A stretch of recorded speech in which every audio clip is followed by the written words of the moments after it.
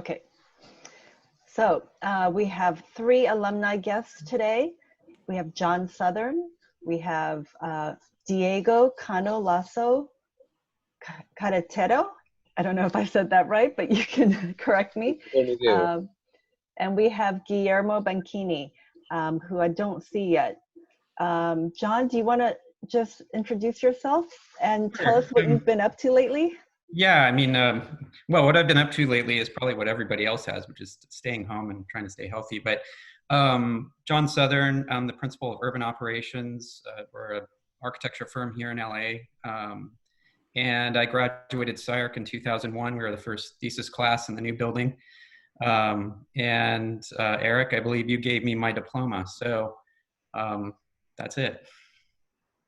An honor and a privilege. Likewise. Thank you.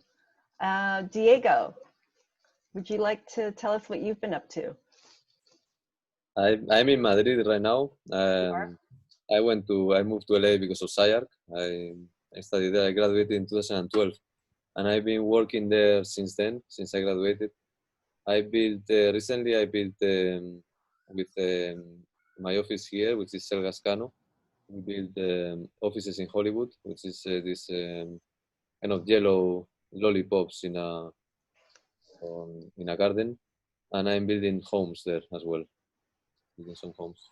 But I've been in Madrid since this thing started, and I don't know when I will be able to go back.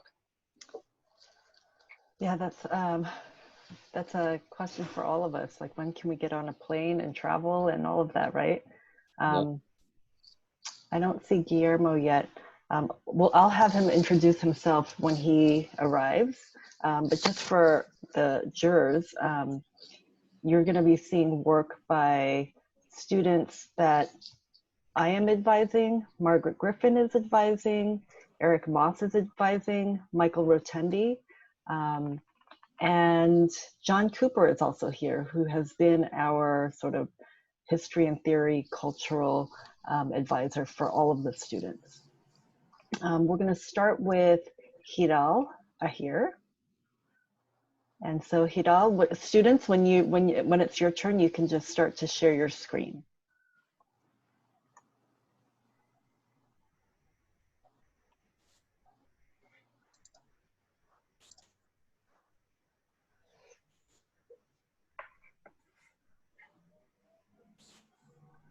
Can we see my screen?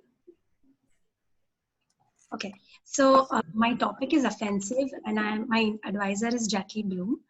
So I was particularly interested, this is a snapshot of my miniatures model. I'm interested in the textures the fences produce. To begin with, I was interested in fences as an element of architectural entity which brings the edge on the blur either physically through its materiality or notionally. So these are several attempts of collages where you see different configurations produced out of these fences. To further index these fences into something which is more tangible in two-dimensional diagram, these fences were then symbolized into a graphical representation of how you would study the materiality of each fence into symbols, as you would do it for a map. So the collage configuration mixed with these symbols was converted into a map-like looking diagram which would help you navigate around these spaces. That was the idea of drawing a diagram which would make you study map as a fence. That further from there, I started developing these kinds of logic as to how you would read the negatives and positives of a fence texture, and trying to index everything into a system where you have these access of these kinds of legends which you would use to further replicate stamp-like effects of a fence. So these are the iterations of how three-dimensionally all of those collage compositions work in 3D. Independently of each other, and these are the diagrammatic conversions of the same. Moving ahead from those 2D legend to converting those 2D legends into something which is more tangible into 3 dimension, I started converting those into these kinds of stamps which are made out of rubber. The plus point of making these stamps, as I realized, was it allows you to create the negative and the positive of the texture within the same entity. These are the iterations of the same. Moving ahead from here, this was trying to attempt applying those stamps into different kind of materiality to study fence as a projection. So stamping of fences, I would say, acts as a three-dimensional legend as symbols do in a geographical map. I kept on switching from digital to physical medium. This is a video of how you would see these three-dimensional fences converted into brushes, which act as a texture, and it also gives us a sense of composition to the space through repetition and through iterations. Though flat in 2D, it allows you to see a three-dimensional aspect of fence.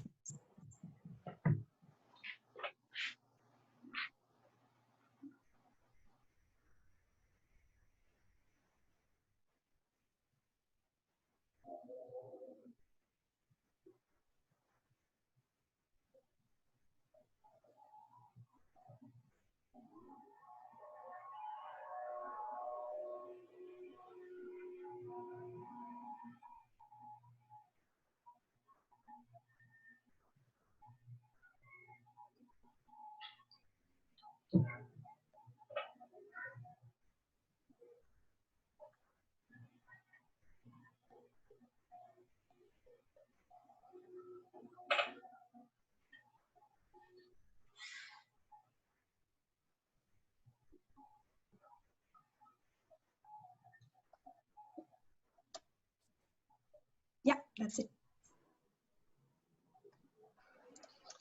Great. Hidal, why don't you maybe go back to one of your slides that we can start to look at and maybe discuss?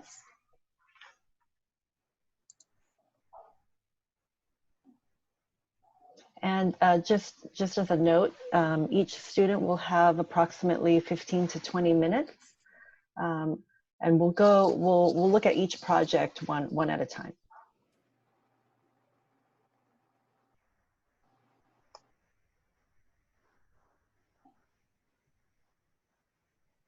Would you like us to comment, Jackie? Are you going around? Or how No, you like? we'll go one student at a time. So I think now is a good time to maybe just take a quick look at Hidal's slides again. And Hidal, maybe if you wanted to pose a question or maybe think about where you're going to take your thesis next.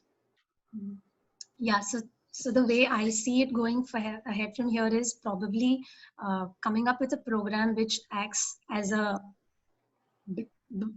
edge blur condition, probably a community center or a school in a zoning layout where you have different kind of social economical groups merging, and how that program would act as a fence, and borrowing these studies and architectural inferences into the program.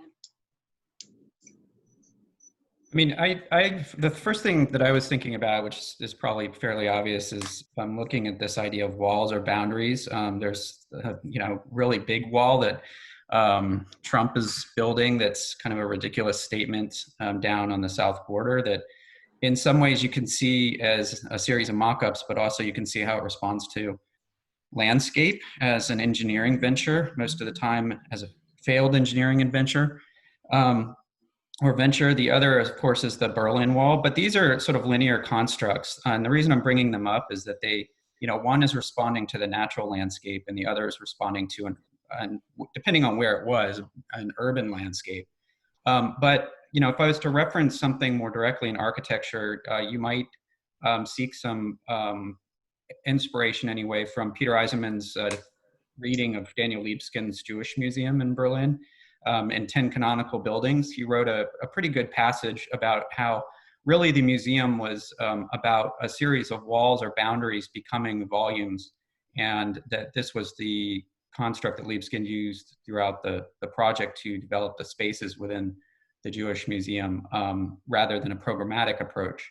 And he references the connections to history and some other things that were used as some guidance during the schematic design of the project, both on the site, within Jewish history, and also the city as a whole. So that's an architectural example, and the two wall examples I gave might be at least reference points to see how these constructs respond to different site conditions. Not what their political meanings are necessarily, though that's important, but simply as responses. Because what it looks like you're doing is trying to figure out how to deal with these fragments. And that's a pretty hard starting point to move forward with. So I think what I'm saying is I think I'd find some anchor points that you can look at, some references that begin to give you some architectural guidance on how you might re-envision these things.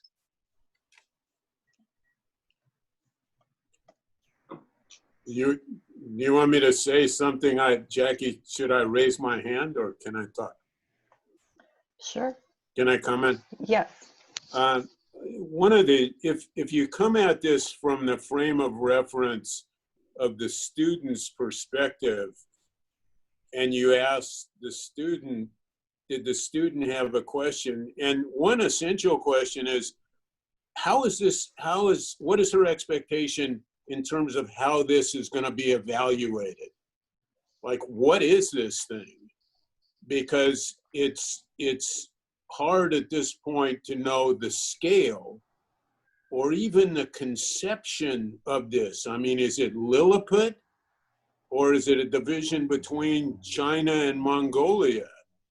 And and it could be both. If you're talking about a wall, what's a wall?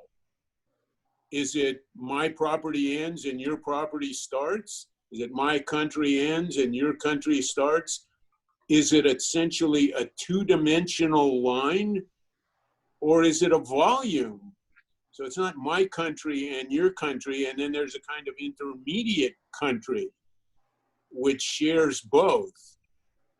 And there are a lot of ways to think about this, and they suggest very different conceptual directions. And none of that is, so my suggestion would be a vantage point is mandatory.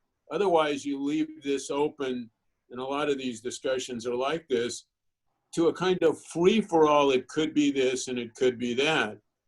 The other thing that it looks like is that a wall is a form language. It's a fence, it's an aqueduct, it's a barrier, it's impermeable, it's permeable, and none of those operational, functional components or aspects are relevant, because you take a wall and you cut it in pieces and you pile it up and it's a high rise, or you shake it up and you scatter them around and it's a city. And so and it's not clear. It's not so much that you look at the images. I mean, I can look at the images up on the screen and they could be plans and they could be sections and they could be both simultaneously, all of which would lead to an interesting discussion. But without a premise in this thing, in other words, is the wall a wall? Does it remain a wall? Does it divide adversaries? Does it bring together colleagues? What does it do? And I think if the student can address those issues, we can sharpen the discussion. I think it really calls for the student to say, this is what a wall is in my frame of reference. This is how I'm understanding it. This is how I want to use it. Then we can come after it. Otherwise, I think as stimulating as some of the images are, not to say even the colors, which raise an entirely different question. In other words, why are the colors what they are? Do the colors have any associations with anything outside of the colors? It really raises a lot of questions that I think the student has to answer.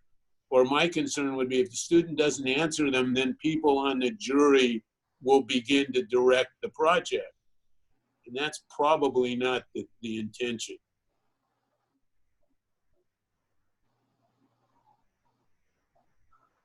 I agree with Eric that you will have to find wall, and if you want to stick to that word is a very strong word, and it's a wall the scale of a wall is can be very small or very big. And if you jump straight from here into a programmatic issue with a parcel, then you will lose the. Then this, what is this? Is this a building system? What is are these fences that you are gonna build a building with wall or with fences? I think you will lose. I think you have to start defining. I will personally move away from the wall or fence, and try to analyze and start defining your what is the wall for you, and what is the fence for you, and then your definition will be completely different probably. And I don't know if it's a building system or it's a space creator. I don't know if you are creating spaces with these elements, and then you have like a mechanism of fence types. But that will be for me a pity to lose your own narrative. That will be a jump, and then you will put this thing that I think you are trying to get into. You will lose your narrative. You will jump. You will turn this into architecture, into pure architecture language, and then you will fall to the same constraints as everybody. And then what, you are gonna take a catalog of fences and you are gonna create a building. So I think that's a pity. I think you will have to create your own catalog of and definitions. Yeah, what's your research focus been up to this point that you've been working on? Like, what are you interested in? I think that's the, whenever I've taught thesis, that's generally my question to my students is, what are you interested in? What is your current focus in your research? I think I'm particularly interested in how fence as an element makes coexistence possible of different elements, whatever we talk about, like how fence it doesn't only rely on the footing it sits on, but it actually has quite a radial diameter it affects. So that is what I was wanting to study, with bringing these fences together or combining all of these together and see how the configuration works. So yeah, like in these compositions, as you see on my screen right now, where do you define what is the inside and what is the outside if you have any particular person standing at any given space in this point? So so I'm interested in those frictions and tensions these fences provide, which would say necessarily if you have two walls abutting each other, you might not feel it the same way, the way you feel it in different kind of fence configurations sitting next to each other. Right, but I think Eric's comment was apropos in the sense that, what is a fence or what is a wall? I mean, it can be so many things, and I think you have to explore that, not necessarily from an architectural or pragmatic perspective, but philosophically, digging into history, looking at what the political and sociological implications of boundaries and barriers is, because what that does is it gets you away from the trope of what the wall looks like or what the thing is supposed to be, and gets it into the territory of you bringing your creativity and agency to reimagining what that thing is. Because that's the challenge, is that, if you start to look too much at the physical thing itself out there in the world, then you just replicate it. It just doesn't look like what you've seen, but it is still the thing that you've seen. So I think, again, for me, coming from someone who teaches history and theory and things, I always go back to the books and start looking at those to find some other avenue philosophically on how one might move forward. Also, I think, you just have to constantly question every day, maybe keep a journal about what is a wall or boundary or fence? What are these things? And I think after a certain point that should change and move away from the original origin of the thing itself. One other possibility, since we're talking about all the options that the students made available for us to talk about, is to forget about the fact that it's a wall at all. And there's so much in contemporary architecture, we're going to talk about the last 100 years, of imagery or pieces which orchestrate conceptions of buildings.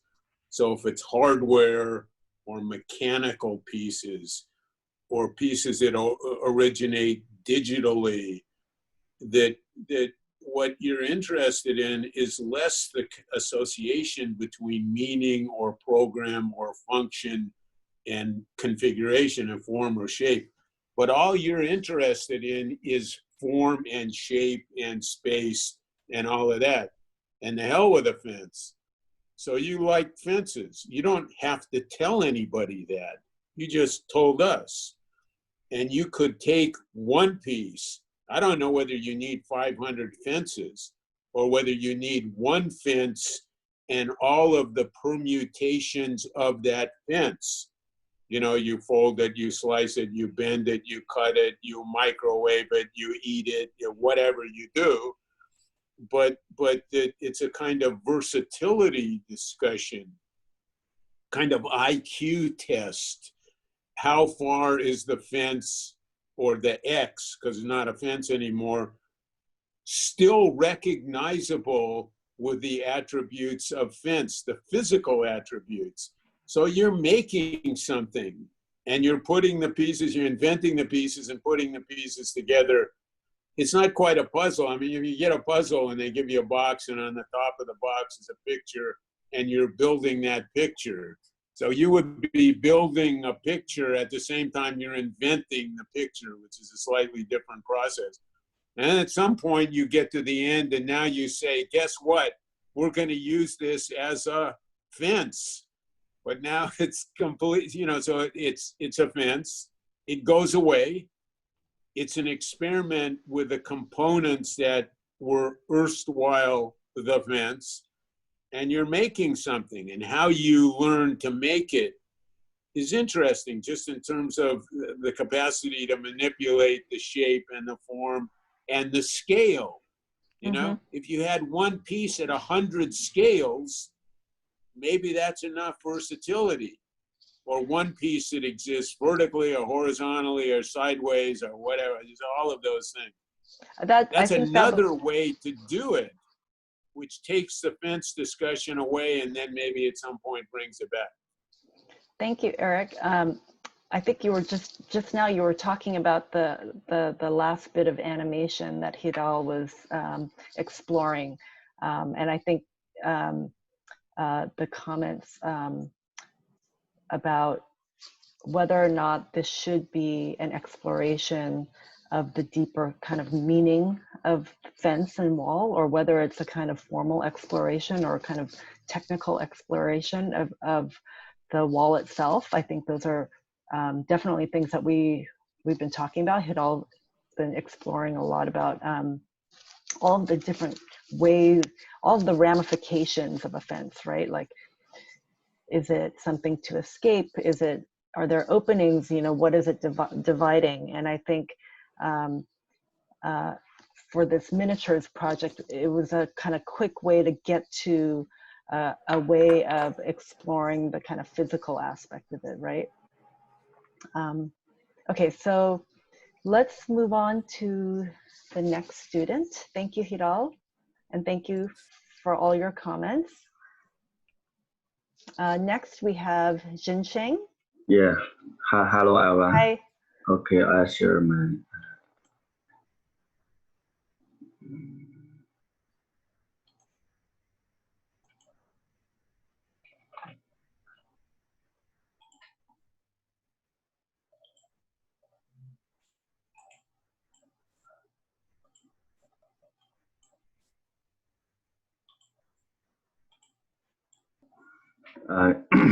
Yeah, my sister topic is reconstruction of the building.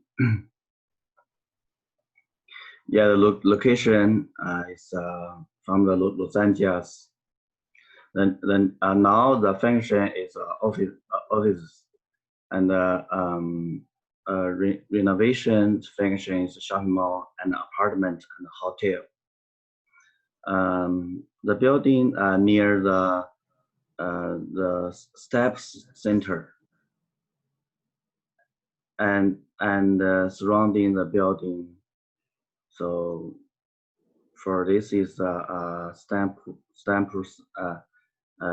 Stapleton Center, and around is apartment. This and this is apartment, and this is apartment. Internal structure and detail.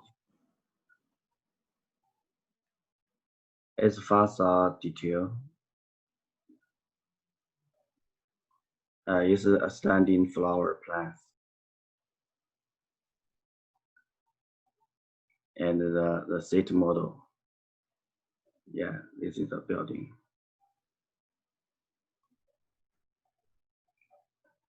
Yeah, this is the effect diagram.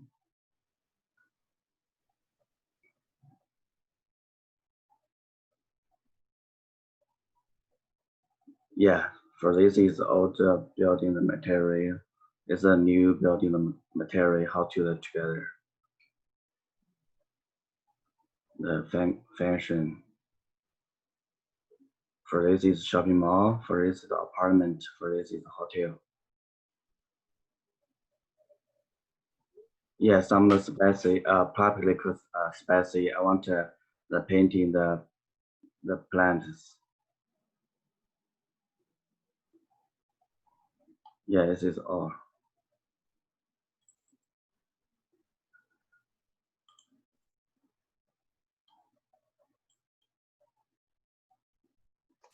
Why don't you continue to share your screen and show us, you know, like you can stop at like maybe this image here. Okay, show this. Thank you.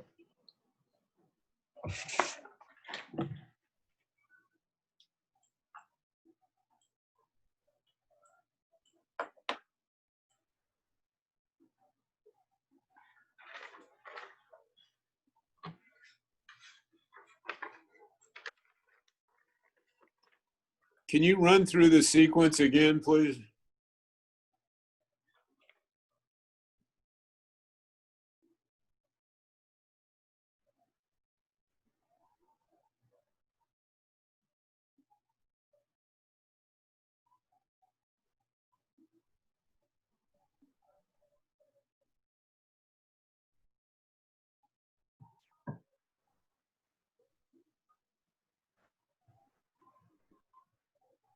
Yeah, surrounding about the apartment and the hotel and the shopping mall. Yeah, this is location here. Here is the steps center. Mm-hmm. Shenqing, what is your interest in this project? What do you want to learn from this project? Just yeah, just the old building the material and how to together the new building the material or the structure. Mm-hmm. So the relationship of something old and then something new. Yeah. In working on this, what are you discovering so far? Do you have any new ideas about how something old relates to something new, or how something old becomes something new? Yes. So the structure is the model maybe is this, but the material I'm not finished. Maybe the next I can to find the material of how to do together.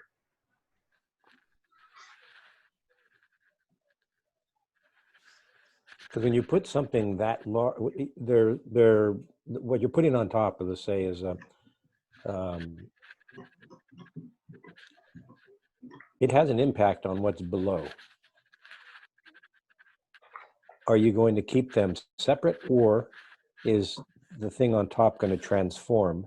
Is it going to change the structure of what's below and the space of what's below, and then eventually it changes that part of the city? Is that what your objective is?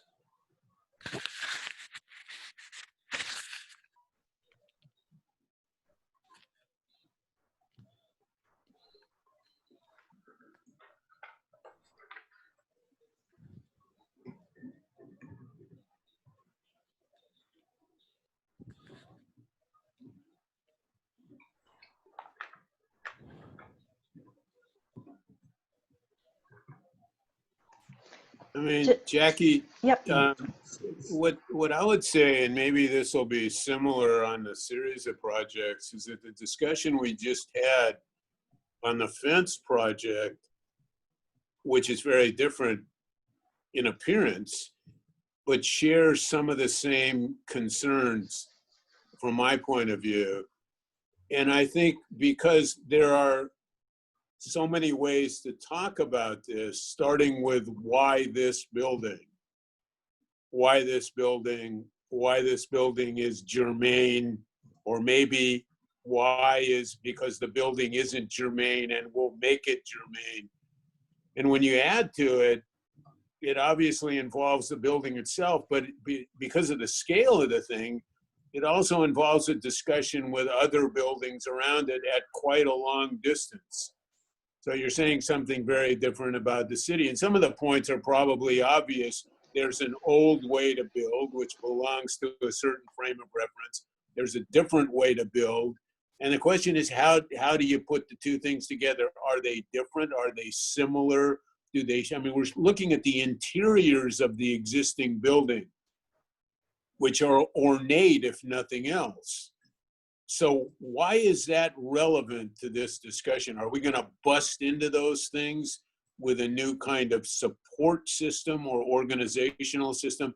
I mean, we know we could support this building outside of it with something on top, which would preserve presumably the interior.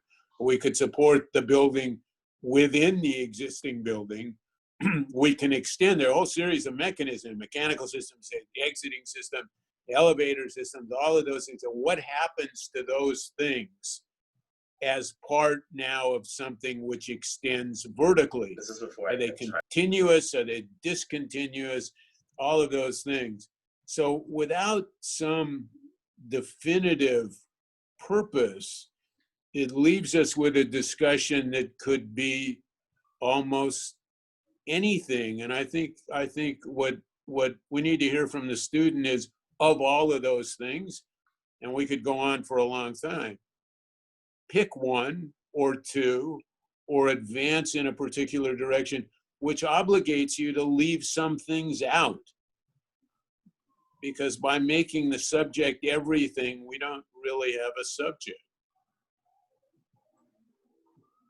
Yeah, I mean, I think you have to develop your philosophical position about, what does it mean to take over the territory of an existing building? I think a lot of the decisions that developers make about these types of projects have to do with two different lines. One, the land is a good deal and it's valuable and they can get air rights and everything else. So it makes sense to take on the added expense of carving out the center of the building or doing a structural retrofit that can support the new structure. But I think from another philosophical standpoint, you could look at this idea of, why these buildings are important at all, right? I don't know this. I know this building, but I don't remember who the architect is, and they're not Louis Sullivan, so it's not really on my radar. But you have to ask the question from a preservationist: is this building important because it was built at a certain time, or is it important because, and the reason I bring Sullivan up, it teaches us something about architecture and its arc through history and its connection to technology. And that's why, those buildings are worthy of preservation. But, having been on the both sides of the coin or argument, I think that, you really have to recognize the different positions and perceptions that people have about historical buildings, because in many cases, that will help you as the designer or architect to develop your own counterpoint position.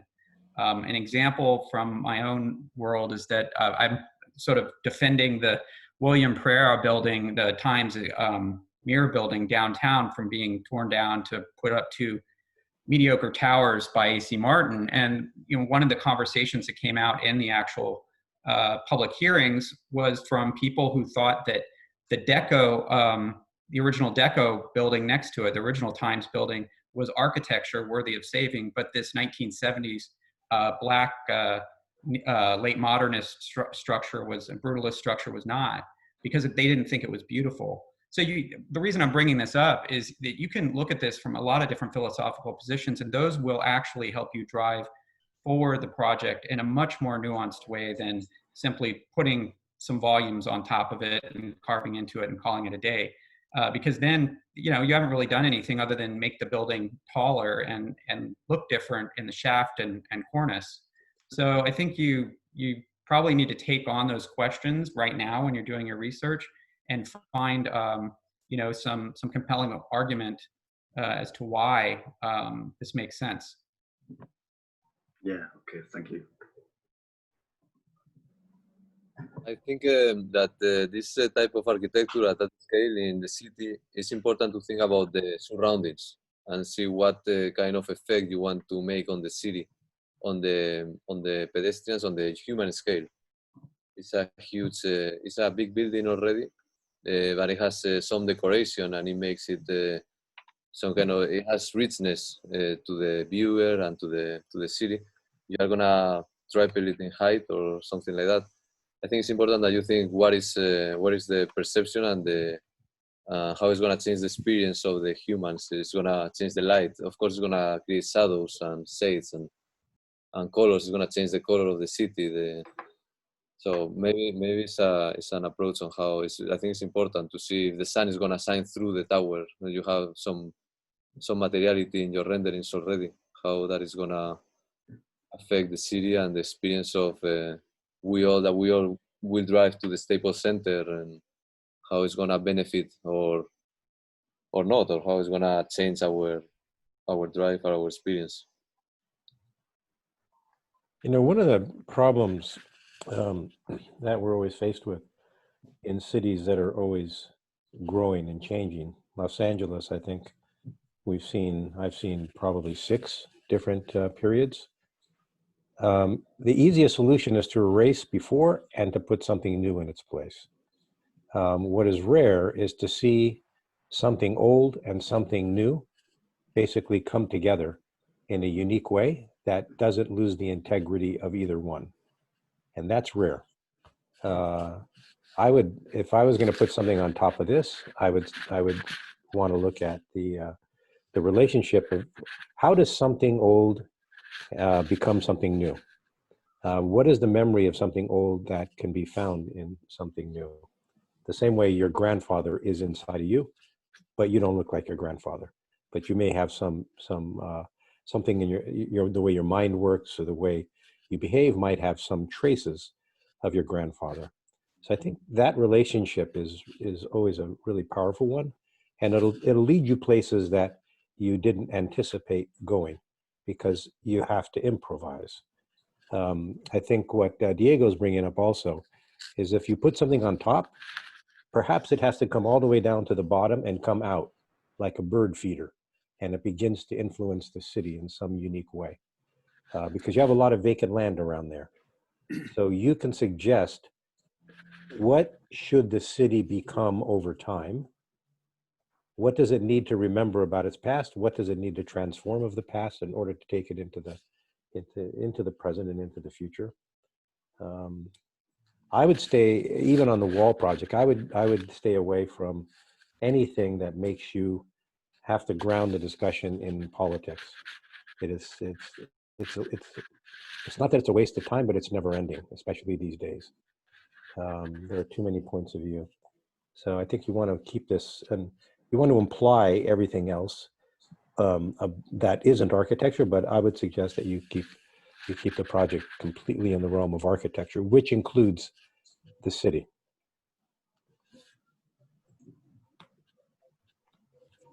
One exercise that the student might take advantage of if you had a day to work on this thing, and the premise is that I think once you take this building on, you're saying to the surrounding world that it's not sacrosanct per se.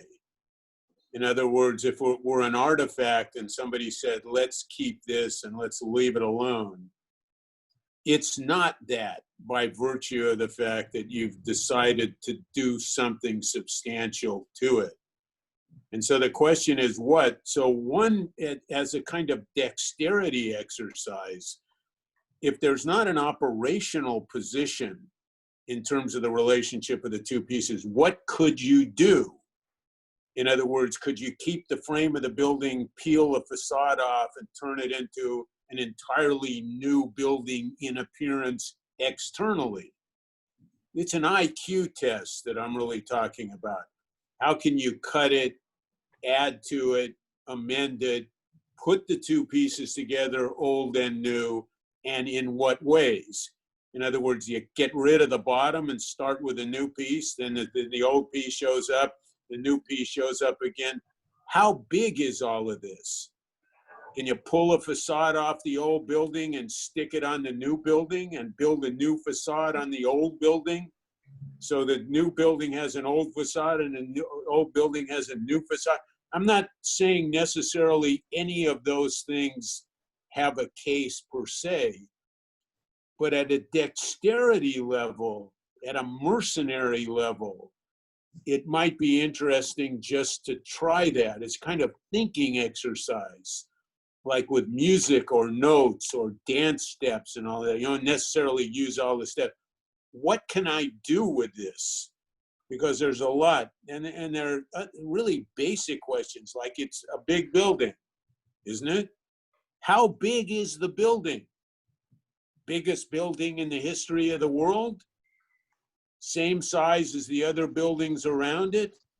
So there are a lot of those issues that it seems to me are part of the formulation of a kind of design capacity that wouldn't necessarily result in a final conclusion, but might help as a series of studies, as opposed to one or two very limited steps, which immediately suggest all the steps that could have been taken and weren't, without an explanation of what was tried and what was rejected and so on. In other words, I think as a learning strategy, to take a crack at what could I do with this? What are the limits of this? And that would be interesting to see. We have just a little over a minute left, and I think Margaret was trying to raise her hand. It's hard to see the emojis when someone's sharing a screen, so you'll just have to jump in. And everyone else who's watching, please use the chat if you want to ask a question or respond to any of the comments being made. So I just had a quick thing to talk about, which is that if the topic is about the old and new,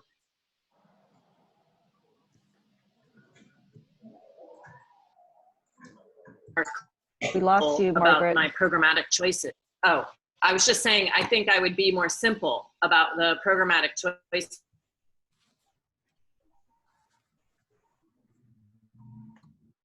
Existing building, and I would be more clear about the program that I need to put on top, and then why that program is relevant to change the building. I think putting two programs on top is a little bit formally programmatic in terms of the kind of potential of like old and new discussion. I think the existing building has such a kind of unity to it. It's a very unifying facade, and I think you could easily see how something could be added to the top. And you could have a lot of freedom with how you do that, what type of form it is. But I think that your programmatic choices are both generic and maybe not supporting your kind of larger idea about remaking this building. With reference to that, when Margaret was saying about programmatic stuff, I would eliminate anything that has anything to do with a financial model. Everything in the city today is primarily a financial model.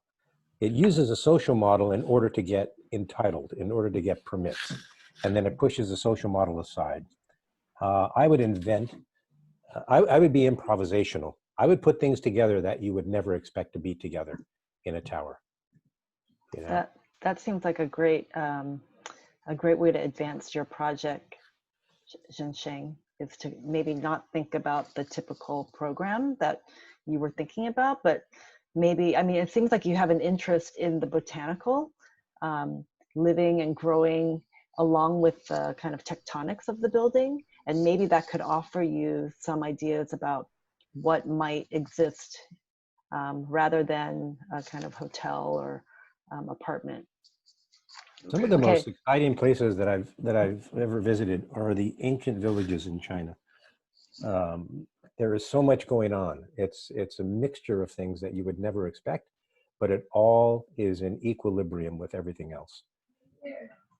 I would take something. I would work at a smaller scale in terms of the social program. Fill this thing up. Start with botanicals. Grow from nature out. There's an extraordinary book that's been going around that I'm reading again for the second time, and I'm not going to talk much about it. It's called Overstory. And Overstory is basically about forests and about how trees, basically our relationship with nature. But it doesn't always talk about nature. It uses human society as a metaphor for nature in some cases. In some cases, it is nature. So I think we've got to focus. And anyways, I'd mix it up. I would get rid of the typical program that comes from financial modeling and put a village in the sky.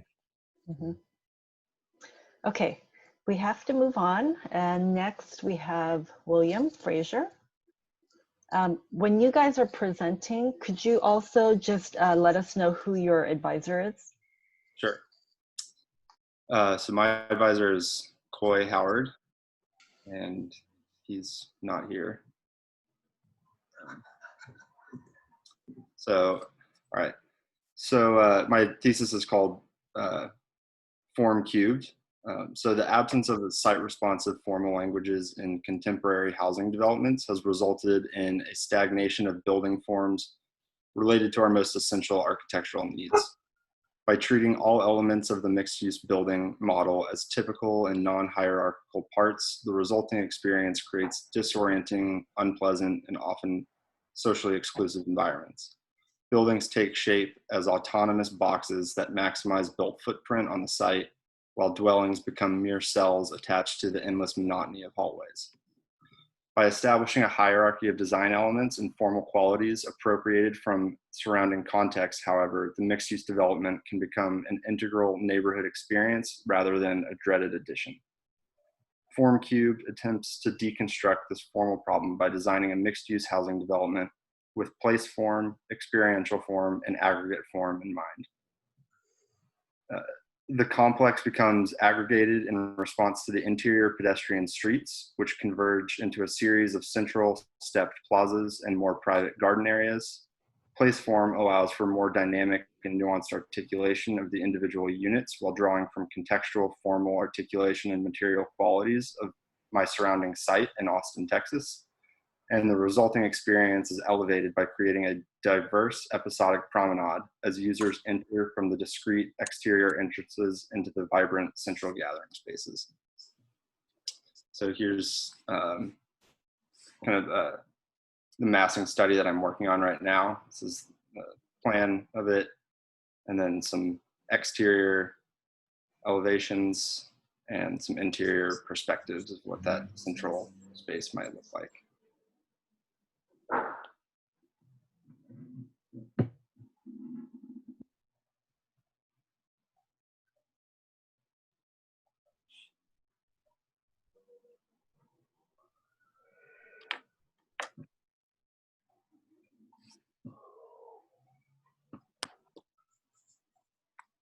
William, how are you? What are you noticing between the differences between looking at this as a site plan, and then you're going into the perspective, which has to do, the site plan is more conceptual device, and then the perspectives are more having to do with perceptual.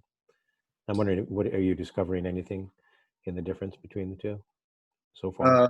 Well, I'd say right now that like the place form has been kind of a key focus in this project, and I've been looking at a lot of Charles Moore's projects, and so I guess in the site plan you can see that from outside the site you would kind of notice the complex is kind of cut off by the sidewalk and looks, you know, relatively normal with some pitched roofs and then horizontal elements which are kind of relating to the context around it. And then the interior perspectives really like give you a sense of like the nuances of what's actually going on the inside. Because what I notice is there's a scale shift, and it has to do with just the way the brain works. So, when you're looking at the site plan, it's an overall thing. So you see a lot of variation. As soon as you come into the space itself, like this image here, all of a sudden the elements become much grander. They're large. You have a larger scale. So the kind of articulation that you have here is less than what you would have in the.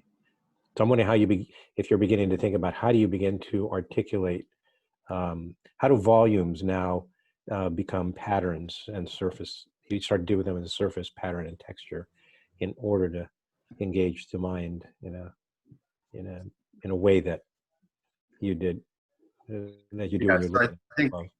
think going back to the whole place form idea is kind of setting up the exterior of the complex to really reference what's going on in the surrounding neighborhood. So that would take shape and with materials and how you punch openings with windows. That would be very normalized. And then the inside plazas and like these walls on the inside would be kind of more nuanced and vibrant. Is this an existing site? Where is this? Where's the project? Yeah, it's an existing site. It's in East Austin, which has for many decades been solely a residential area. And in the last 10 years, it's become very popular, and kind of the history of that area is being wiped out by these just kind of cookie cutter apartment developments going up in the area. But you made a reference to what surrounds it, but you don't show any of that. Is this project an insular project? Is it only about itself, or is it an association with something that's there, or is it an association with something that you wish were there but has been taken away? I think it's an association with what's there. I haven't built up the context in the site model, but can't see that. Right. Is what's there different on the four sides of the project? In other words, if you're looking at the thing externally, are the four sides of the project a response to four different surrounding conditions, or one surrounding condition which is essentially the same? Well, so there's two conditions on this site. On this side of the street, this is a mostly commercial walk area, and then south of the site is almost all single-family residential. But is it an association of use, or is it an association of form or material or size? Association of form and material, I would say. Because the association you made was of use. You said housing and you said retail, but you didn't say anything about how it was configured. So, I mean, in order to evaluate if your premise is the project externally belongs to an association with something that surrounds it, so how do you do that? Never mind why should you do that, because your characterization of what's around it is not particularly inspiring, at least not to you, the way you describe it. So why you should care about that is a question. And if you do, how the care is manifest. Again, shape, size, it's small. I mean, why isn't it 6 times the size?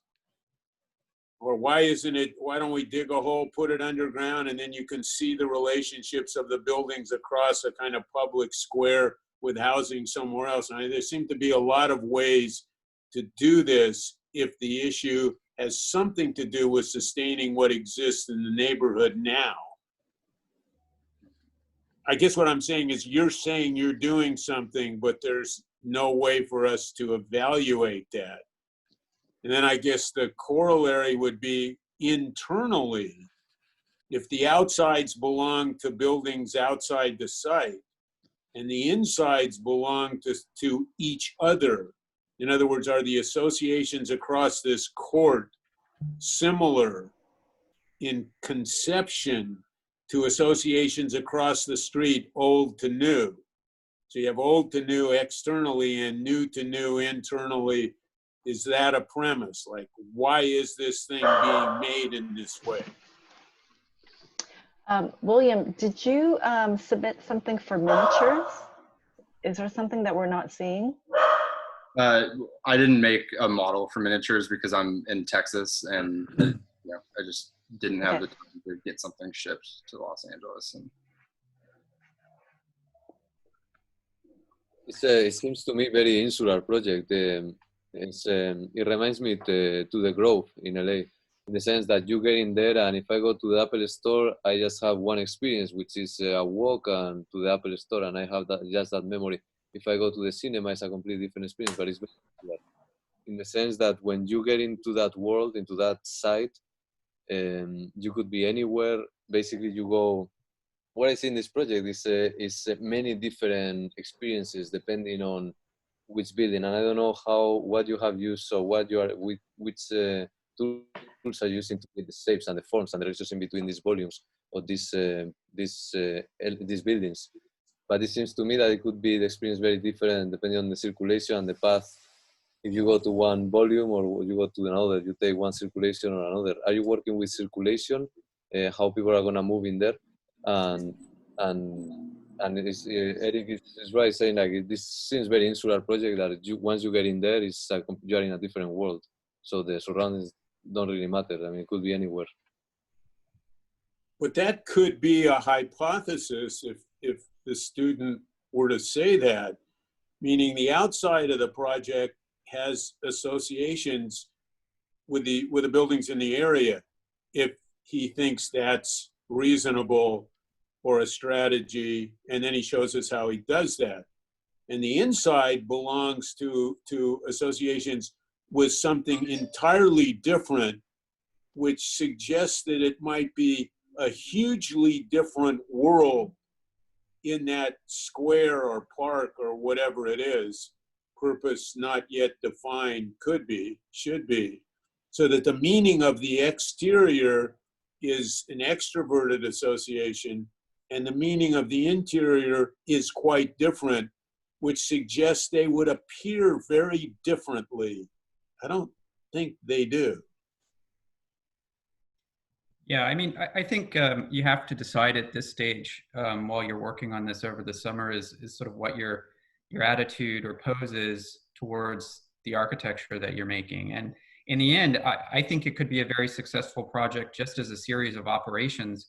But I think you have to decide very soon whether or not the context matters at all. And if it doesn't matter, because in listening to your presentation and looking at the slides, I would never have thought that you really cared about context at all, because we have no reference point to go from in your presentation. There's no documentation of the context and no attitude towards it. So for me, when I was listening to your very articulate introduction, I thought to myself, well, this is going to be a series of architectural explorations that discuss context, but don't ever take a particular locality in mind, meaning that you're developing a codex of behaviors and attitudes towards dealing with any kind of context, which in some ways is a kind of global perspective, and one that could be fairly interesting from a philosophical standpoint, and that you could just say, well,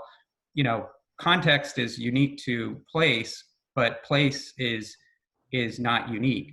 Place is everywhere. And I'm developing a series of movements and gestures that respond to place everywhere, not something that's homogeneous, but something that's very unique, but is everywhere. And I think that just requires you to define what's important about this project to you. I put up on the chat a reference to the lab, the anti-mall, which actually opened, I think, a decade before the Grove. And it seems to be more at the scale of your project because it's kind of a mini mall, but it's a very open mini mall. So I think you might want to take a look at that, and maybe also even think about, what are we looking at in terms of retail now with the pandemic and with all of the malls starting to close, retail shutting down. What are those spaces going to turn into? And what I thought about in the anti-mall was that it started off being just a kind of place for local shoppers to go to, but when it first opened, there were sitting areas and a little gallery and places to just hang out, right? And so allowing for retail to sort of integrate with things that allow for more space, more breathing room, might start to align with the way you're thinking about the forms that you're making, which seem to have lots of cuts into the volumes, right? And so maybe thinking about that in terms of your formal agenda and how you're starting to sort of articulate the shapes in this project might get you to a program that might be a little bit more current and addressing kind of current issues. It would be difficult not to call it retail and to completely ignore what's happening in retail right now. Well, what if you just said there's no retail here at all? Right. I think you have to take some radical positions. I think right now all the thinking is beyond retail. Retail centers are dead. Shopping centers are dead. It's not a question of what they're going to transform into. Transforming a retail center into a school, very conventional. What else can you do? I think for the operative terms that Eric brought up was introverted and extroverted, which Diego also was referring to. The inside could be like Wonderland, whatever you decide that is, and then the outside should be more provocative and make it almost impossible for anybody to put anything across the street from this thing without acknowledging its presence. So I think and extroverted isn't just a matter of personality. I think extroverted has to do with physically engaging the neighborhood.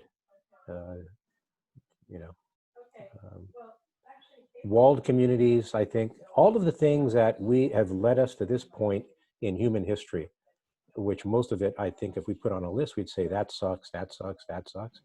I would basically, instead of critiquing it or commenting on it, you want to do the extreme opposite. Do everything that we're not doing right now in places like this. Forget about shopping. What else do humans do besides shopping? I actually refused to go to the Grove when it first opened. I still don't go there, or the Americana. And it's not a political statement. It just, I find it kind of offensive, that everything turns into the Truman Show is really offensive to me. There has to be a life beyond shopping. There has to be life beyond. Your generation is not interested in leisure and entertainment, but the people that are building things still believe for the last 30 years that the sole purpose that your generation exists is for leisure, entertainment, and spending money. What else is there? What else do you want to do with your life? Especially since you're facing mortality. We all are facing mortality. Our life usually passes in front of you when you're first at midlife and then about every 20 years. What's passing in front of you right now? Instead of this just being, this is a formal operation, which is fine. And I know you're going to turn this into something that's really quite beautiful. I know your work. How do you enrich people's lives in places like this, and not just make them walk around in awe of what you did as an architect? Okay, great. Let me make one suggestion real quick, Jackie. The association between, I don't know whether the terms help or the reverse, introvert, extrovert, outside, inside, but either the segregation of the interior, that it's a different world and you don't know what it is until you work your way through a few slots or a few cracks in the exterior. So the relationship between the understanding, what it takes to understand something, penetrating the outside, getting into the inside, which is a way to look at it. The other way to do it, and at a form language level, it might work just as well, is if you flip the whole project upside down, literally flipped it upside down, which opens everything up. Then there are all kinds of irregular holes at the street level, or at the pedestrian level, or at the drive-by and look inside level, which makes the relationship between the inside and the outside very different. So you can see all the way through the block. You can see into the inside. And you could do that. I'm just assuming that the irregularities in the shape as it hits the sky, assuming the sky is pretty low, then become the ground plane, just to flip it. You have a very different relationship between inside and outside. We have to move on. Sorry about that. Hi, We're gonna have to. Jackie, hello. Mm-hmm. This Oh, is hi, Guillermo. Guillermo. Okay. Hello, I was listening to all the comments. I Will you maybe have, introduce yourself first and tell us when you graduated SCI-Arc and what you've been doing and where it you was are? so many years ago already. Like, okay, I am in Rosario, Argentina. I graduated from my master at SCI-Arc in 2002, so a long time ago. And right now I am teaching and living in Rosario, Argentina, but I also teach at Pratt as a visiting professor since 2007. I have a comment about this project. I was listening to most of the comment on my phone because I was coming to my office. I'm picking on some of Eric's comment. I would say that maybe you have two choices here, no? Because you are working at two scales at the same time. One is the urban scale, where are you working with this idea of the open block, no? That is a kind of transition in between the regular block that is usually enclosed and the idea of opening that block. For that, I would advise you to take a look to some of the projects and proposals from Christian de Pont-Saint-Parc he did in the 80s, where he proposed the open block as a concept. He said that in that way, the idea of the open block is based or was based on a set of kind of flexible rules that allow for different variation in the blocks. In that way, the buildings become more independent and set apart and allow to the street get inside and allow also to go as an benefit from an exposure to fresh air and I would say to sunlight, while the wide variation of programs and volumes and materials are implanting along the entire street. So for me, that would be the benefit at the urban scale. And then in architecture, You're breaking up a little bit. What happened outside. Maybe the idea of, sorry? You were breaking up a little bit. Hello? Okay, why don't we... I think we lost him. Okay, why don't we move on to the next student? Sorry. Guillermo, you're going to have to jump in later. Erwin. Yes, hi. Okay, am I sharing my screen? Oh. Okay. Today, sorry. Who's your advisor? My advisor is Margaret Griffin. Oops, sorry. I need to exit this. Okay. So my thesis title is Stacks on Stacks on Stacks. It's I'm basically exploring the idea of stacking initially as the way of aggregation and the distribution of weight and the balancing act towards the base, and the idea of hoarding as many modules in the aggregation and pushing the threshold primarily until the stack collapses. And so I was looking at hoarding discarded furnitures that was stacked together in order to make space. Initially, I was looking at a lot of examples that have been doing this, and generally it gets lighter as you move towards the top. And so I was looking at how Raimi's work.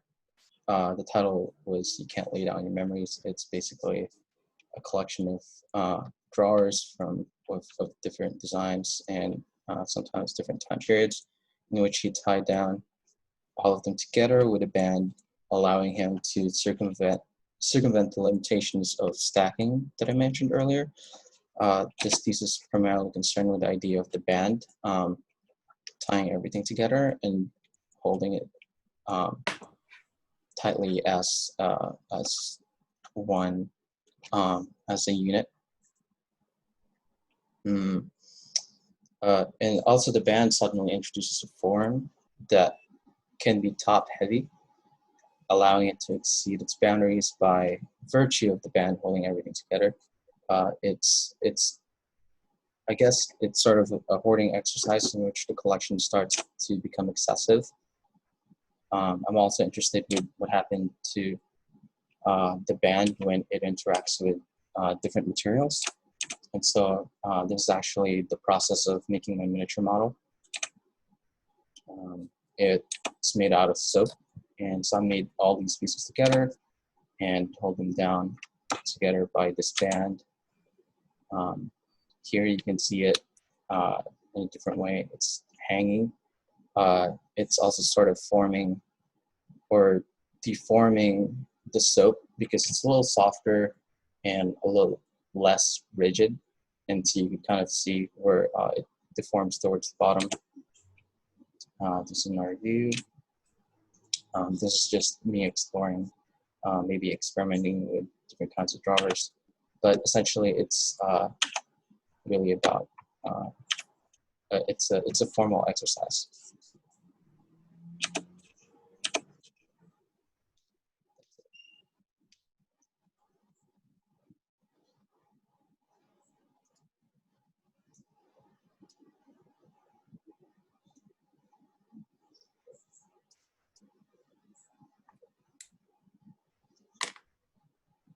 Are you thinking, Erwin, or are you stopped talking? Oh, I'm done. Yeah. Okay. That was. All right. All right. Is this going to lead to a building? It can lead to a building, but it's more. I know it can be, but you're not not going to become a purveyor of soap, right? No. Okay. Because what I'm thinking is, as soon as you talked about the band, my first thought was, wow, how did you make that work? How would you make that work structurally? This is the kind of problem that Eric would take on. You know, like a band has never been used to take things that have no center of gravity and to make it work. If anybody's explored just the nature of gravitational lines, Eric does it constantly. And I'm imagining how a band could allow you to assemble pieces in ways that you normally couldn't, because you're transferring the loads from one element, from one component piece into the next in conventional ways. But if you have a band, the band is then redistributing those loads. So even if this wasn't an architectural problem, it still is in some ways a structural problem. And I don't mean structure necessarily in terms of a building, but how do you keep all that soap together? What are the variations on stacking and banding that you could do? So I'm just wondering what's next. What is this going to lead to? It's an interesting and provocative proposition to look at stacking in this way. Yeah. Well, I was thinking if this would probably be a tensile structure, but also in a lot of ways the band can be structural. I think it probably be more interesting that way. But in reality, if this were to be a building, there will be an internal structural element that would primarily hold this together. In addition to the band, also there would have to be an internal structure that's rigid that would have to do with circulation, because you can't have all these parts moving. But why So not? those- Well, excuse me. Why not? Why you cannot have these elements as independent and assembled together? Why you are thinking of a conventional structure linking them? Conventional structure.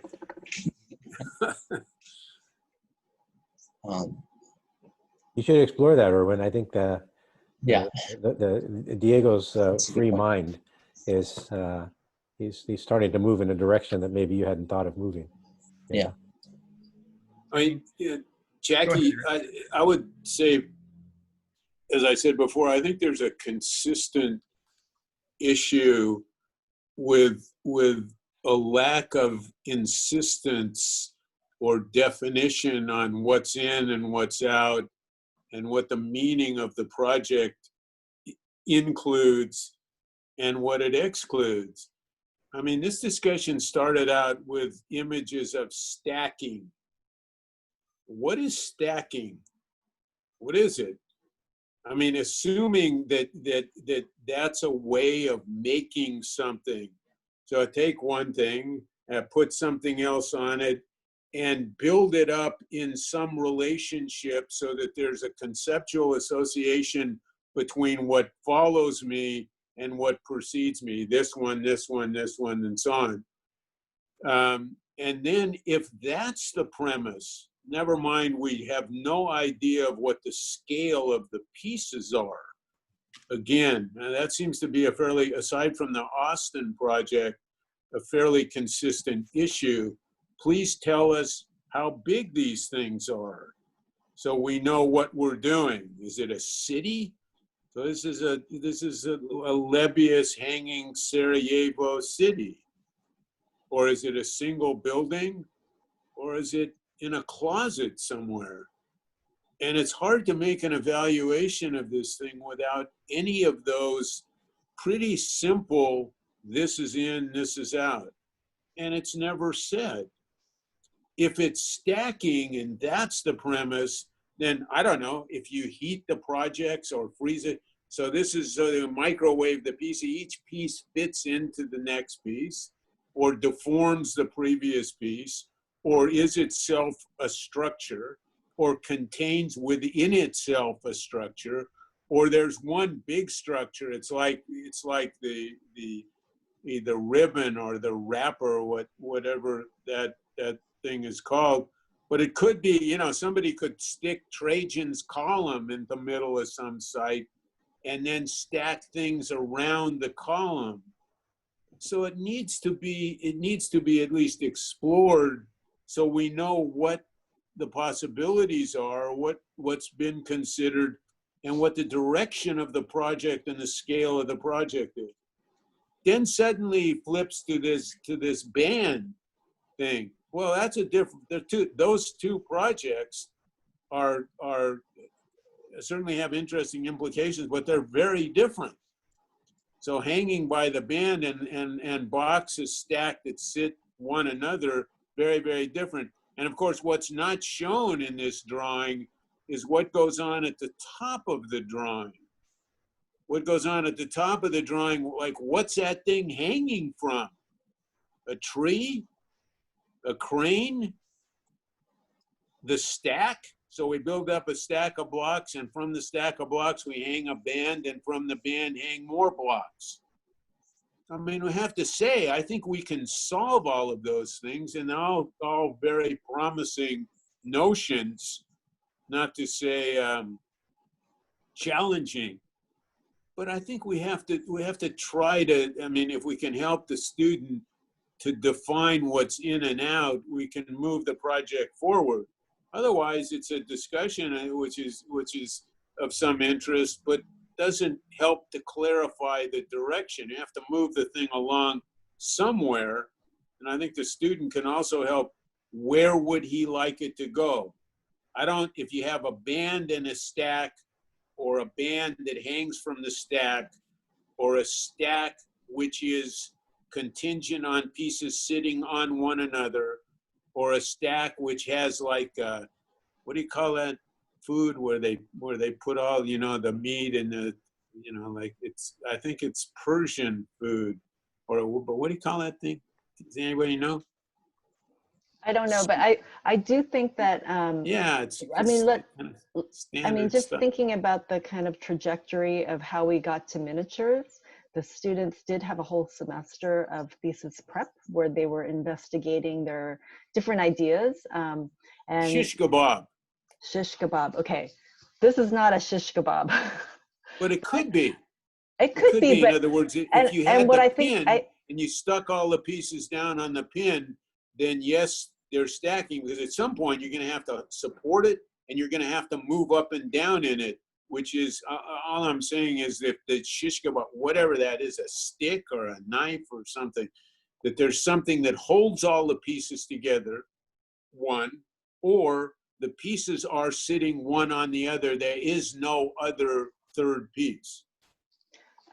Erwin, do you want to maybe just reflect on the miniatures model for a second? Because after having done a kind of semester of thesis prep and thinking about your thesis, and all the students were asked to kind of quickly come up with a small model as a quick way to kind of propel their projects. And it's, for you, I think it was clearly a formal investigation. And what I think was very productive in this investigation for you is that when you started to model it digitally, that you weren't reverting to intersections, right? That you were really trying to maintain the kind of clustered stacking that happens when you wrap all the boxes around with a band.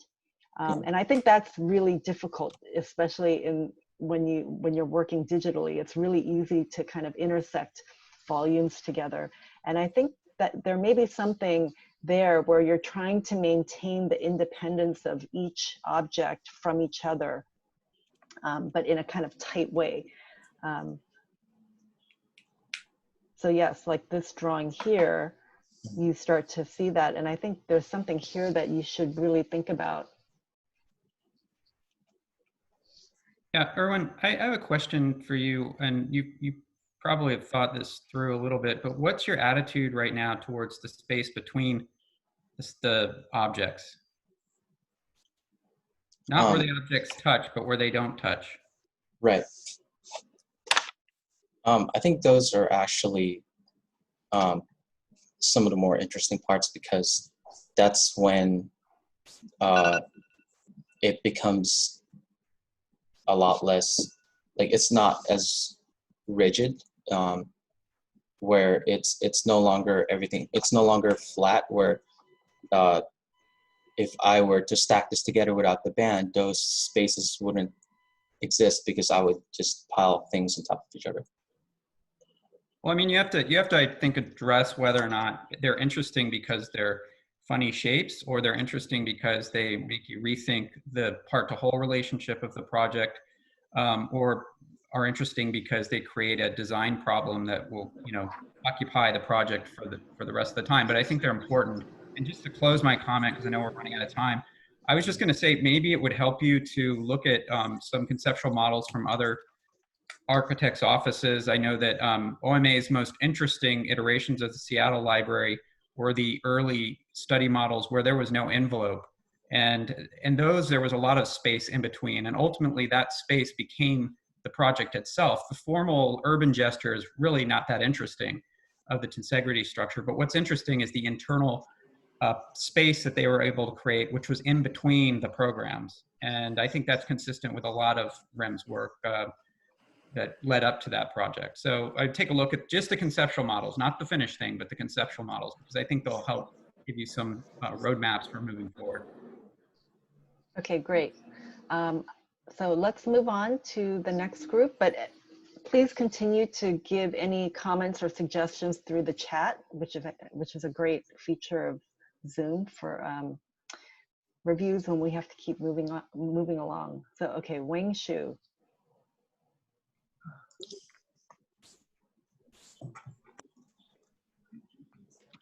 Hi, I'm Wang Shu, and my advisor is Margaret Griffin. My thesis topic is the theater of memory. There are lots of old theaters in Los Angeles which carries lots of people's memories, and now they are abandoned. But being abandoned doesn't mean being forgotten. I'm trying to build a new theater above the old ones, which means makes one of the old theaters as my site. In this way, the old memories can be saved and new memories will be created and become the young generation's old memories. I chose $1 Million Theater as my site. This building located in South Broadway, Los Angeles downtown. It is the first theater in Los Angeles and now it is abandoned. It's an L-shaped building. The horizontal part is the theater and the vertical part is an office building. Like here, the horizontal one part and the vertical part. And here is some massing study. These two shapes are abstracted from the shape of stone and they are in a more natural way. And the right one is a sharper shape and has a more sense of industrialization. And I chose the middle one as my shape. And here is a program and section. This yellow part is two theaters, and the blue one is the circulation. Connect these two parts together. And here's a facade study.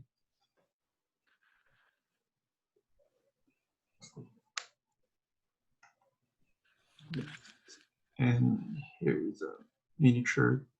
Here is my miniature pictures.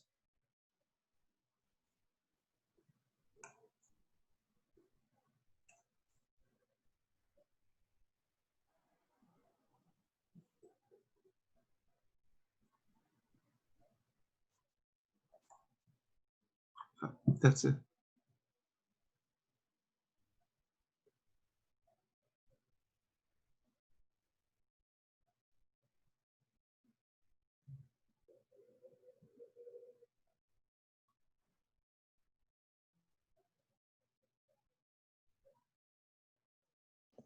Can you go back to the first image? Or run through the sequence again? The very first image. Yeah.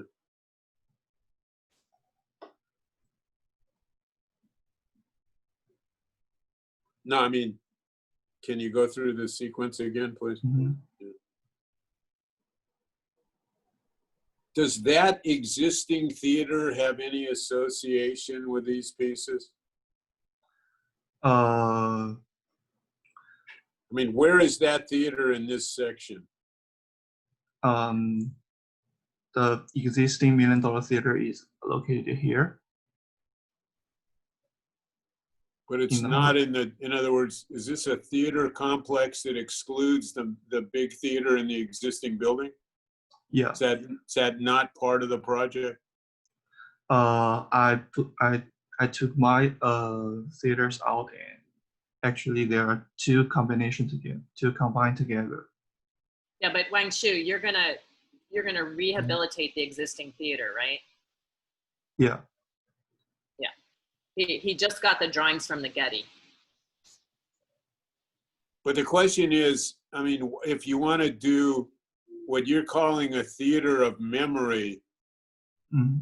so depending on what you mean by that, you made a theater of memory, and at least to this point, it excludes the memory. Yeah. So that's not a theater of memory. Yeah, but Wang Shu, that's not your intention. You haven't modeled that existing theater, but your intention, right, is to include that existing theater in the whole design of what you're doing, right? Yeah. Okay, just to be clear. So if that's the case, is there a collective lobby? If it's a theater, what kind of theater is it? Is it an opera house? Is it a concert hall? Is it whatever it is? And is the process of production, backstage, all of the artifacts that have to do with producing theater, are they collectivized? In other words, are there 3 theaters working together, or is it something like Lincoln Center stacked up vertically? In other words, in the end, what's the point of even using the existing building? What does it add to the project? I think the old building can be left as a museum or something else. The existing theater is no longer used, so I just keep it there and make it the memory of the people. And my new theater is the new functional theater. But I think you have to answer, Eric's question, because I think that, the theater that is there are several theaters in downtown that were rehabilitated as showcase venues and are doing just fine. So I think you have to come up with a solid position as to why the existing building matters outside of being a foil for the formal sort of mechanism that you're introducing. Because, I look at the project as it stands right now, and I don't know if each of these is a different proposal, but, I think there's no attitude towards that existing structure as supporting the project. The thing I was going to also bring up with regard to miniatures, when I saw the original brief that Florencia sent out, I was thinking to myself about the little bronze buildings that you used to be able to get when you went to tourist sites at different cities, and how they operate at different scales. So there's one scale, right? And these things were usually 3 to 7 inches tall, something you could fit in your pocket. And the interesting thing was that on one scale, they operated as an object, albeit a tiny one. On another scale, they were trying to take something that was very large, say the Empire State Building, and reproduce the architectural detail, which was never quite accurate for obvious reasons. And so you got a kind of blurred version of the original that was merely just a placeholder in one's memory of visiting that building. And it was less about the quality of the architecture and more about your experience as a person visiting that building. And these buildings, these theaters had a certain kind of presence when they were first developed, and they were about a kind of social aspect in life where people were congregating and going to the theater, and it was supposed to evoke this grandiose experience. So there's emotion in there as well. So for you, I think you have to come up with a series of positions, or one position at the very least, that argues in favor for keeping that. Because I think otherwise it's just going to be seen as a foil for your form. Do you guys know what kind of theaters they are? Are they cinema? Are they opera? Are they concert? Are they? Well, I think that one was vaudeville originally, and then it became a screen, silent film theater.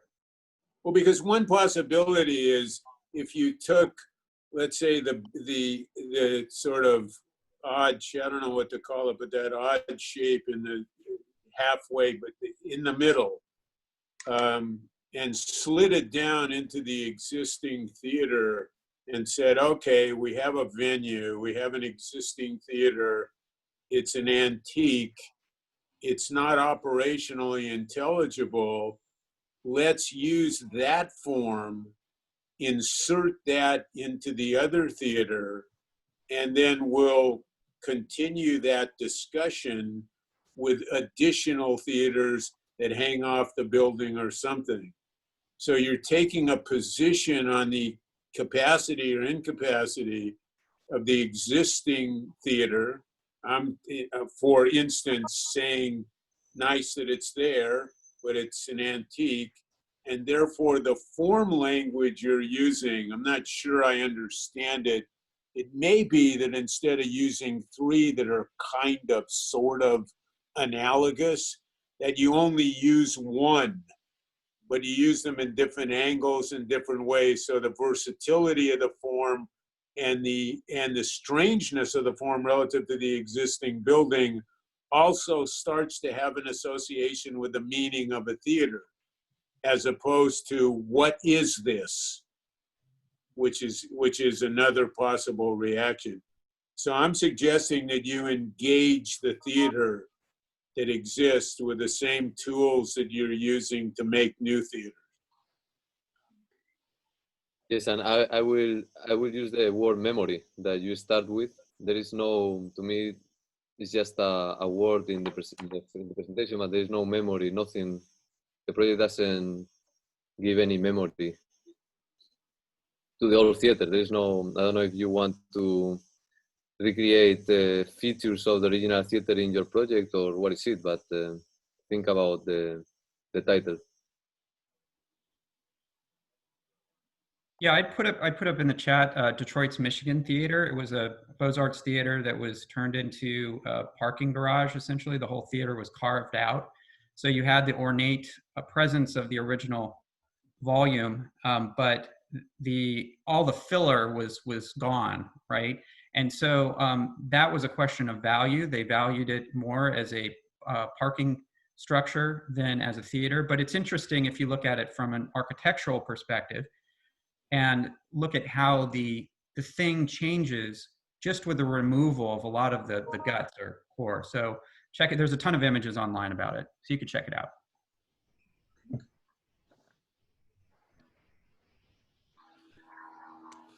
I have one thought. When I saw what you added to the building, although it's very, very different, it made me think of a project many, many, many, many years ago in Soviet Union by a man named Melnikov, where he had 3 theaters. It could be that if you were to, you have the original theater and you were to add 2 additional theaters, it could be that there's a formal and spatial and programmatic transformation, which is where memory comes in, from the conventional theater that's existing there, which is basically proscenium. And then you find an intermediate one, and then the third one would be basically a completely immersive space. So you're basically looking at the memory of let's say, theatrical and dramatic immersion, interaction and immersion.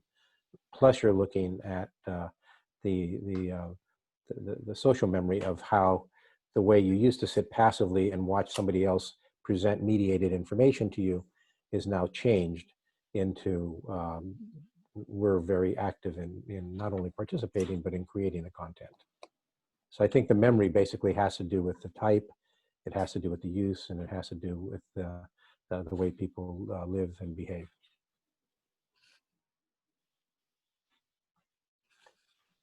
And you start with the dimensions and the proportions of the proscenium, and you use that as a datum. And then as that begins to transform in order to perform differently as a space vis-a-vis the program, then you still have the memory of what you started with. It's like displacing mass, like taking a block of clay. No matter how you squish it or change its shape, it still has the same amount of matter involved. And so it always retains the memory of its original source.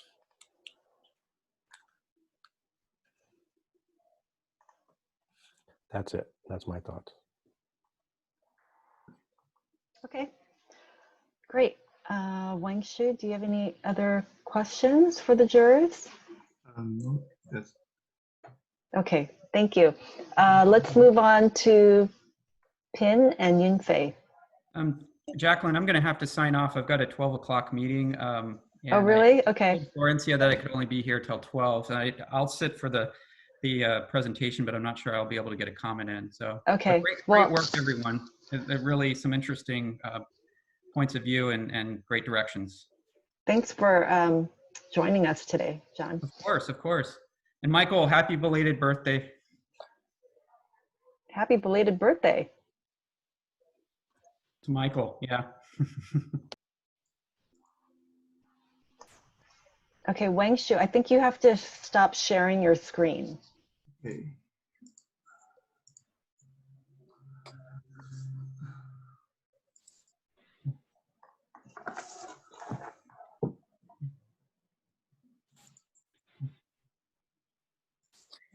Hi, everyone. Hi. Can you guys see my screen? Yes. So my name is Faye, and I'm Ping. Our advisor is Ariel Moss. And our business project is about flexibility. When architecture faces varying conditions and different errors, unpredictability and uncertainty are the main features we are focused on. For instance, we are facing COVID-19, and many aspects of daily life have changed during this time. However, Los Angeles will operate Summer Olympic Games in 2028.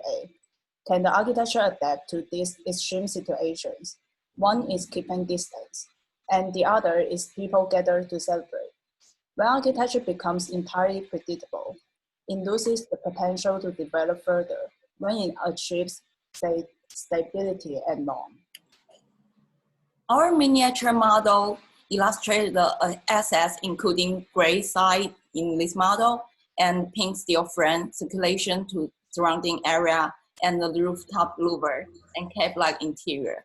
The concept is how these elements make unpredictable and uncertain spaces when merged together. The loss of orientation is one of the features. We will use some diagram to explain more. The order of elements developed our project. First is our site, which is located in the middle of multiple highways with buildings. We add new local circulation from existing infrastructure and keep some structure from existing buildings as responsive to the environment. The isolation of the site let us have the chance to rebuild the ground circulation that connect to the surrounding context. However, it could keep the isolation by controlling the circulation for further need. Second, we transform the existing building structure to the steel frames, the one we marked by red. The frames have the capacity to attach or remove the capsules, which have the changeability of number and location. We try to define different parts of frames by orientation and where it connects to. The 9 for the office on the left diagram has bigger opening facing to local road. The 9 for housing's main entrance on the right diagram is in the north and downtown LA, which need to travel above the highway. The intersection is located beside the biggest open space. At the same time, we arrange new roads, rail, and 2 types of vertical circulation, including public and private on-site. By doing this, we rebuilt our site as smaller blocks with different features. The diversity of circulations and blocks made our project has more flexibility. This diagram is about the on-site circulation, including roads, rail, and bigger vertical elevator. This is showing different ways for cars to get in and exit the site, including from local roads and highway. This is showing the different way for pedestrians to get in and exit the site from different areas, including downtown Los Angeles, North Boyle High, and South Boyle High. And this is showing the location of the rail station and public vertical circulation, connect them and other spaces. This one is for the office spaces private circulation, including a vertical and horizontal elevator, which lead to specific space without meeting other people. And this one is for the housing private circulation. Compared with the line for office, the line for housing has more narrow and private.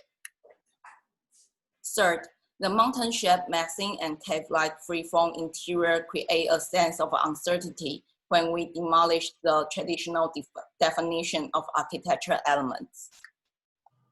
To build this kind of space, we will need temporary supporting structures under construction. Yet, in our project, this is temporary supporting structure could be kept or add back to further need. In this diagram, the time passed from the left side to the right side. Fourth, the louver on the top blur the boundary between interior and exterior. By building these louvers by truss system and fill material, we want to make the louver movable. Sometimes it can provide more exterior area, and occasionally it can use as semi-outdoor space for office, with fresh air in the isolated situation. This diagram is showing how we combine the elements together in the site. The program in our project is an office campus, including multiple kinds of offices with retail and residential area that could support daily life under different times. By detaching architecture from being defined through its interaction with humans, we consider the ways in which architecture also interacts recursively with itself, including the elements we mentioned. In the section, we want to show how we arrange variant spaces. Our project is a container of an era.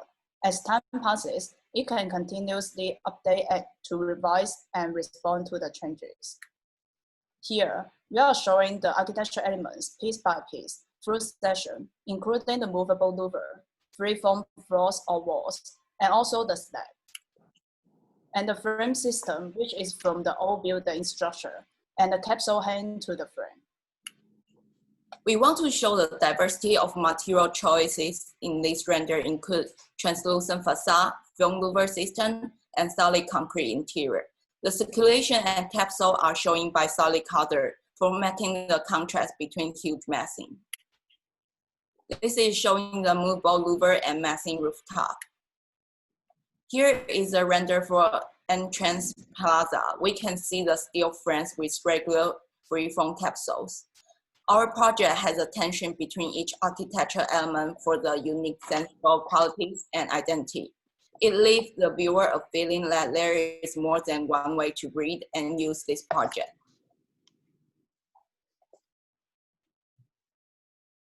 And this animation is from our rail track going through our project.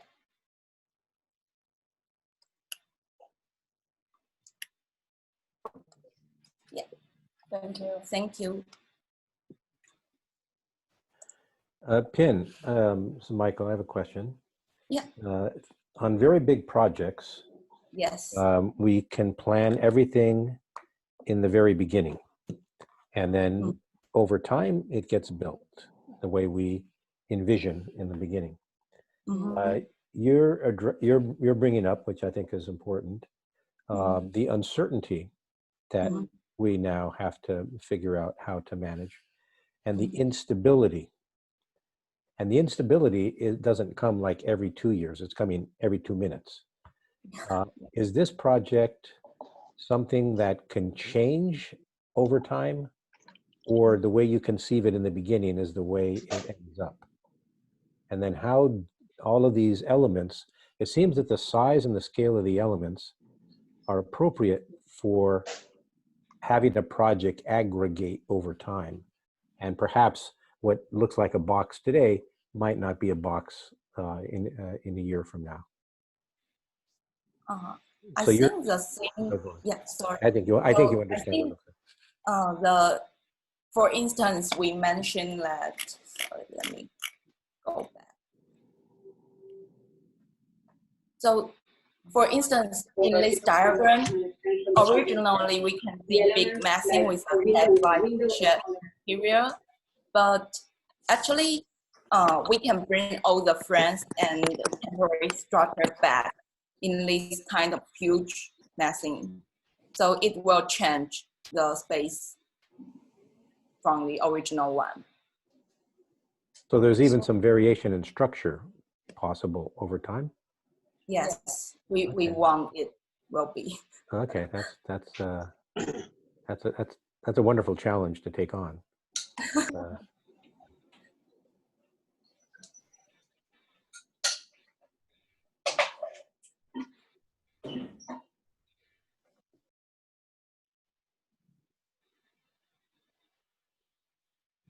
Let me say a couple of things. Jackie.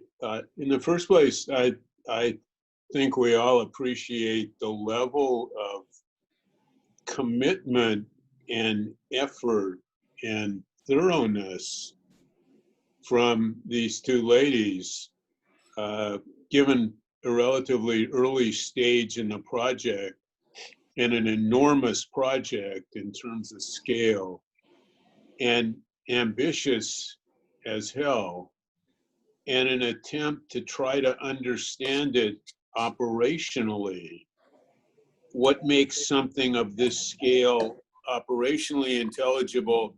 And it seems to me they're accepting something which is a question if we look at all the projects. And what they're accepting, I think, and maybe they should comment on this, is the obligation to make this project comprehensible, and building it is the objective. So it's a strategy for organization, for movement, various purposes over time, as Mike just said. But it also has something to do with a kind of constructability argument, that's part of the conception of the project.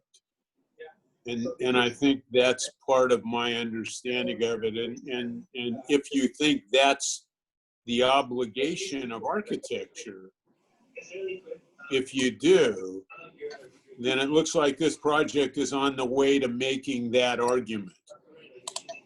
Orthogonal orientation of your works. They maintain the order as you're assembling them, right? They kind of snap together to where A lot of background noise. I just wanted to, Yeah, sorry. Thanks. That was Lynn. Okay. Oh, okay. Eric, apropos to what you're saying, the uniqueness of all of the elements, how does that, what is the investigation in trying to sort of push the limits of constructability without falling back on the conventions of straight lines, let's say, of standardization? So in many ways, in a world that is unstable, we have to learn how to surf disruption, because it's never going to be stable again. Mm-hmm. And in surfing disruption, everything has to become improvisational, even the negotiation with gravity, which I find incredibly exciting as a thesis. Gravity, not just in terms of how you have buildings stand up, but I think the basis for existence as we know it in the physical world, short of taking any psychoactive drug, keeps gravity in play. And I think so gravity can be seen as having an effect on how humans move through time and try to find some balance as they're moving through time. But at the same time, how do you manage the instability that we're confronted with moment to moment? And then that all manifesting itself in the architecture. And then the architecture really becomes an index of how to find equilibrium in an unstable world without it looking, without wrestling it to the ground and making it stable. So I guess this is a question about standardization versus things that are in their own way peculiar and unique. Well, I think the two women, this is their premise, what they claim is their objective or their intention or their central interest. I don't know what the word exactly would be: uncertain, improbable, unusual, surprising.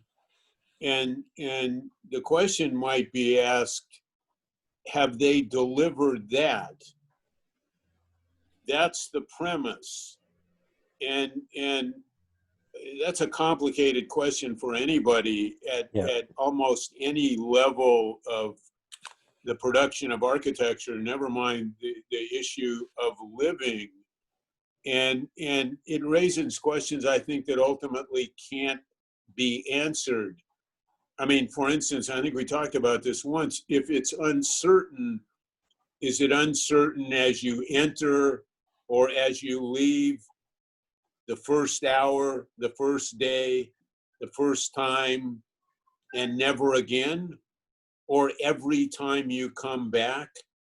I mean, it seems to require a kind of definition. I don't know that we have a definition for that.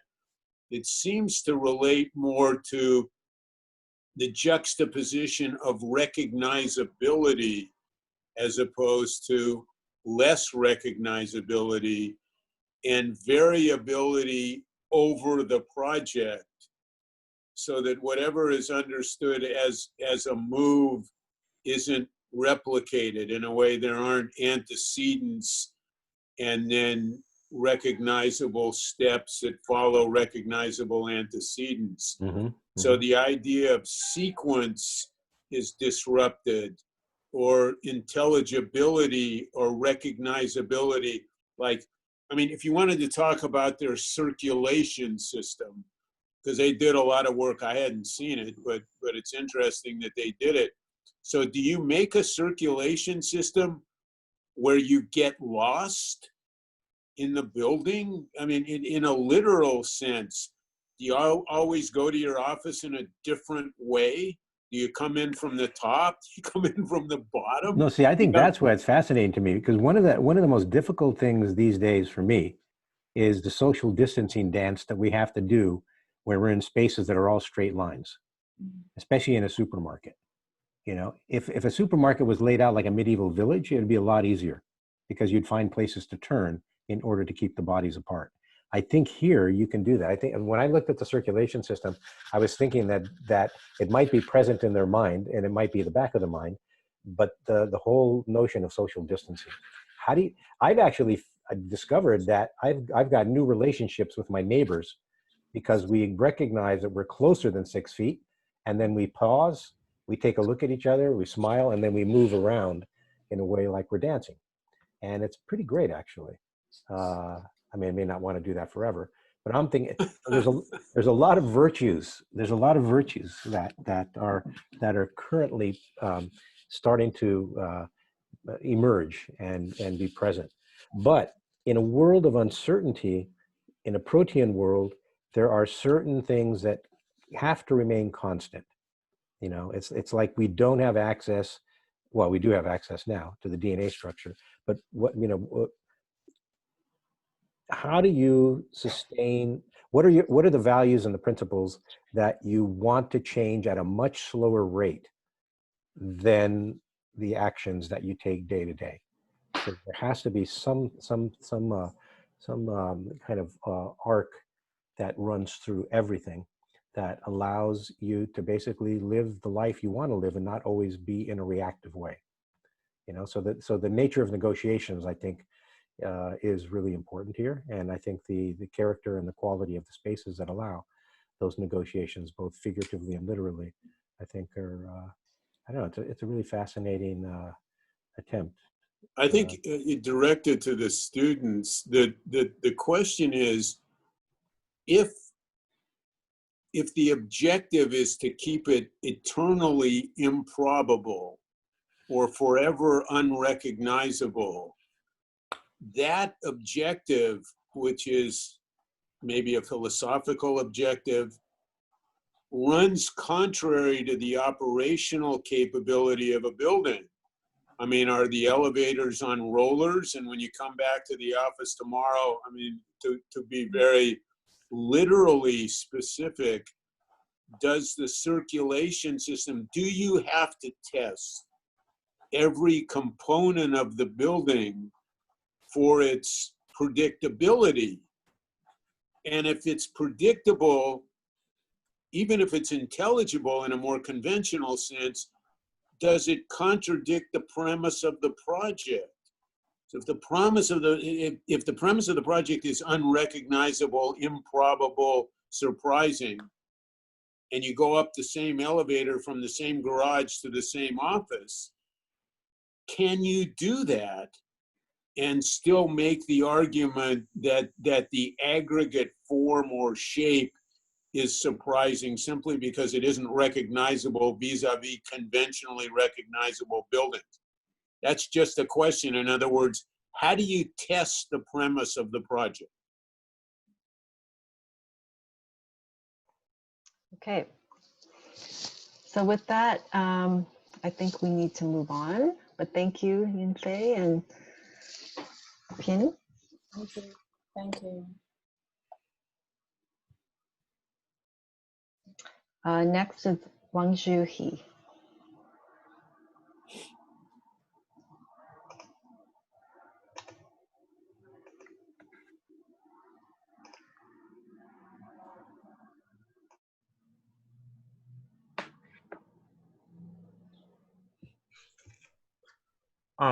Hi, I'm Wang Zhou. My advisor is Michael Rotundi. My project is a story about eternal return, which inspired by manga Firebird, written by Tensuga Osama. My concept is that during the Earth's history, what does architecture stay the same? And with the time passing by, architecture is in revolution. And at the end of the history, it will brings you back to the beginning, but it's not the same because it brings you to a higher level. We assume that the human history is just like in a spiral line, and each of the a return or wheel or loop is in one of the circle on the spiral line.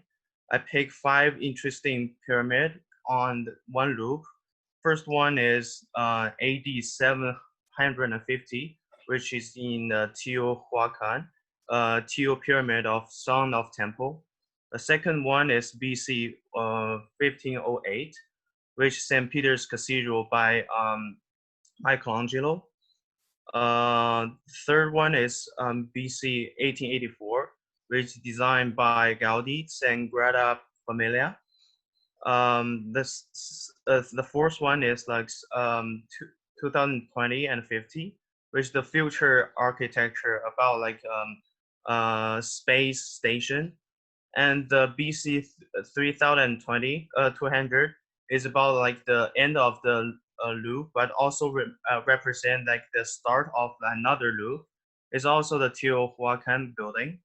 The story is about like the story is about 5 screen and with 5 buildings. The first one is Teotihuacan. The story is mainly about like during ancient time, people are in the war and they have worship. Main character want to sacrifice himself to end the war and also pray for the god of the peace and no disasters. And then Firebirds comes out and then they end the war and also unite all the village, all the tribes people into one village and brings them to glory. A second story is about like a student of students about Michelangelo. He in one day he dreamed of like a Firebird's words, and he then designed the St. Peter's Cathedral based on what Firebirds told him. The third one is Sagrada Familia, which is like Gaudi Gaudi found a stone after the Columbus find the new continent, and he got a stone which with the mysterious power, but no one knows. At last, Gaudi know this power, and then he built up a new building which called Sagrada Familia. The fourth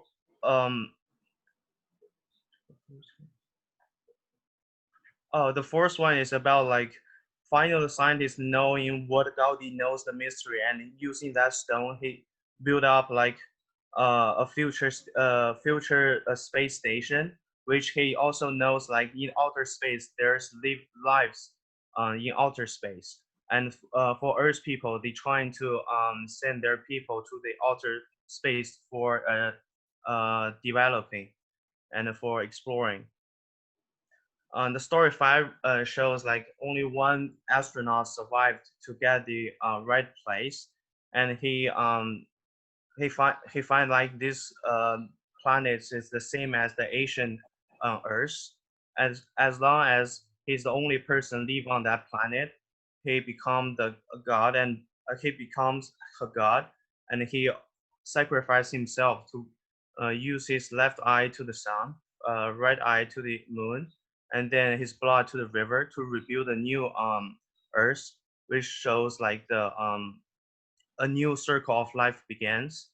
For each of the building, they looks the same similar as the previous one, but these are all rebuilt and using a different strategy.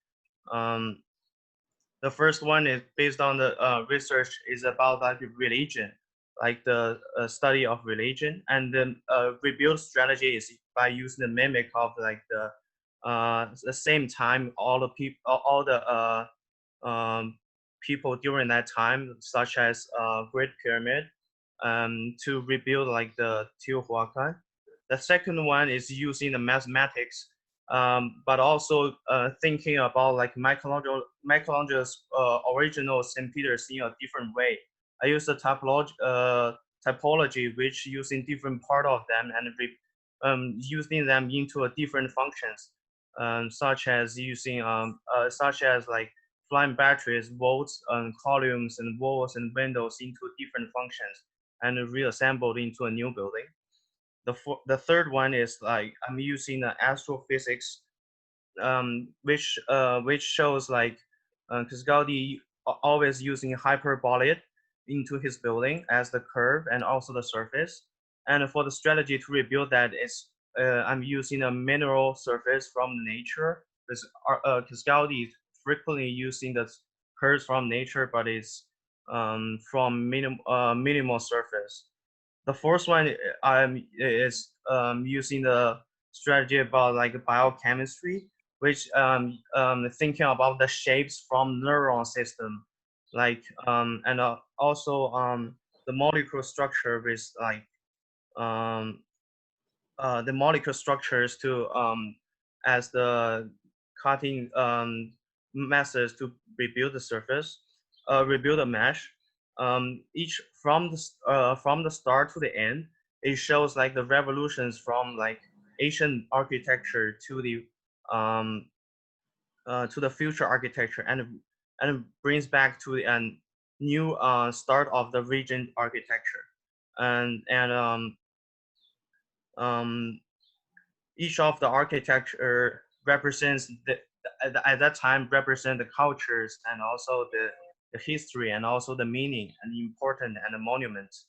The reason I picked these, the first three are original exist architecture. The reason I picked these three because they have like significant meaning. For the Teotihuacan, the Teo pyramid, it shows like how the Asian architecture begins. For the St. Peter's, it shows like in Renaissance, people are awake and they are trying to think over their freedom and their mind is open. For Gaudi's Sagrada Familia, because of its at the second industrial revolution, like people are living and thinking, and their science and technology are in a advanced level. Yeah, that's it.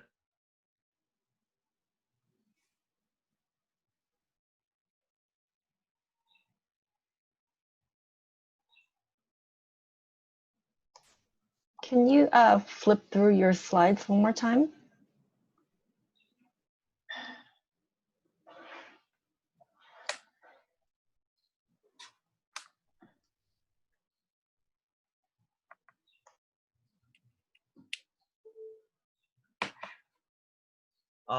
The left one is the script of the, I was trying to make it as like the non-motion animation, and this is our like script of this animation, and I already finished the screen one as the script, and also I have like the brief story of like the screen for all like 5 stories.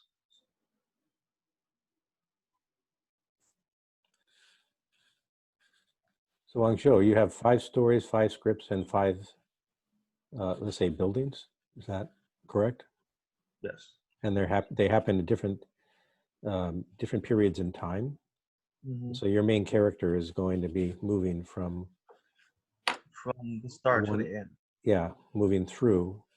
And I think apropos to what I was mentioning on the last project is one of the things that he's been searching for. He's had a kind of an obsession with what's hidden in these buildings, like what's generative about in these buildings, to see if there's anything that in principle is common ground for all of these different structures, even though they're in different periods. And so there is, and then finding a way to basically transform them in the end. What is the 5th story, Mike? What's the 5th story? The 5th story is that only one person get to the outer space. Only the one astronaut got the outer space, and he live there, and he find like this outer space, like this planet is really similar as the really ancient Earth, and he become the god. He will not die, and he want to begin of the new world, and he sacrificed himself, and he used his left eye to become a sun. Right eye become the moon. His blood going to the river, and his fur and his hair goes to the forest. That shows like the new beginning of the Earth, like what I showed for the timeline. A new. Well, where's the drawing? Does that have? Is there a drawn? There's a drawing for each of the first 4. Is there a drawing for the 5th, or is that the spiral? What's the physical form of the 5th step? I mean, you got a sun and a moon and a river and an earth, and did you draw that? It's in the animation. I haven't started yet.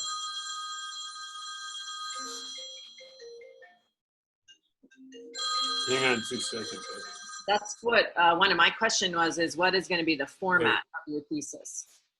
The format is going I'm right in the middle of a Zoom. You okay? The format I'm going to use is like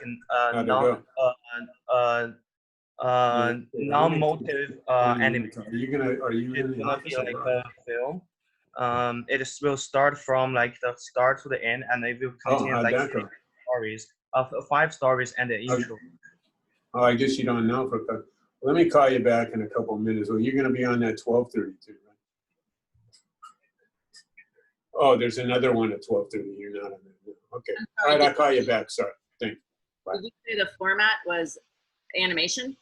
Yes.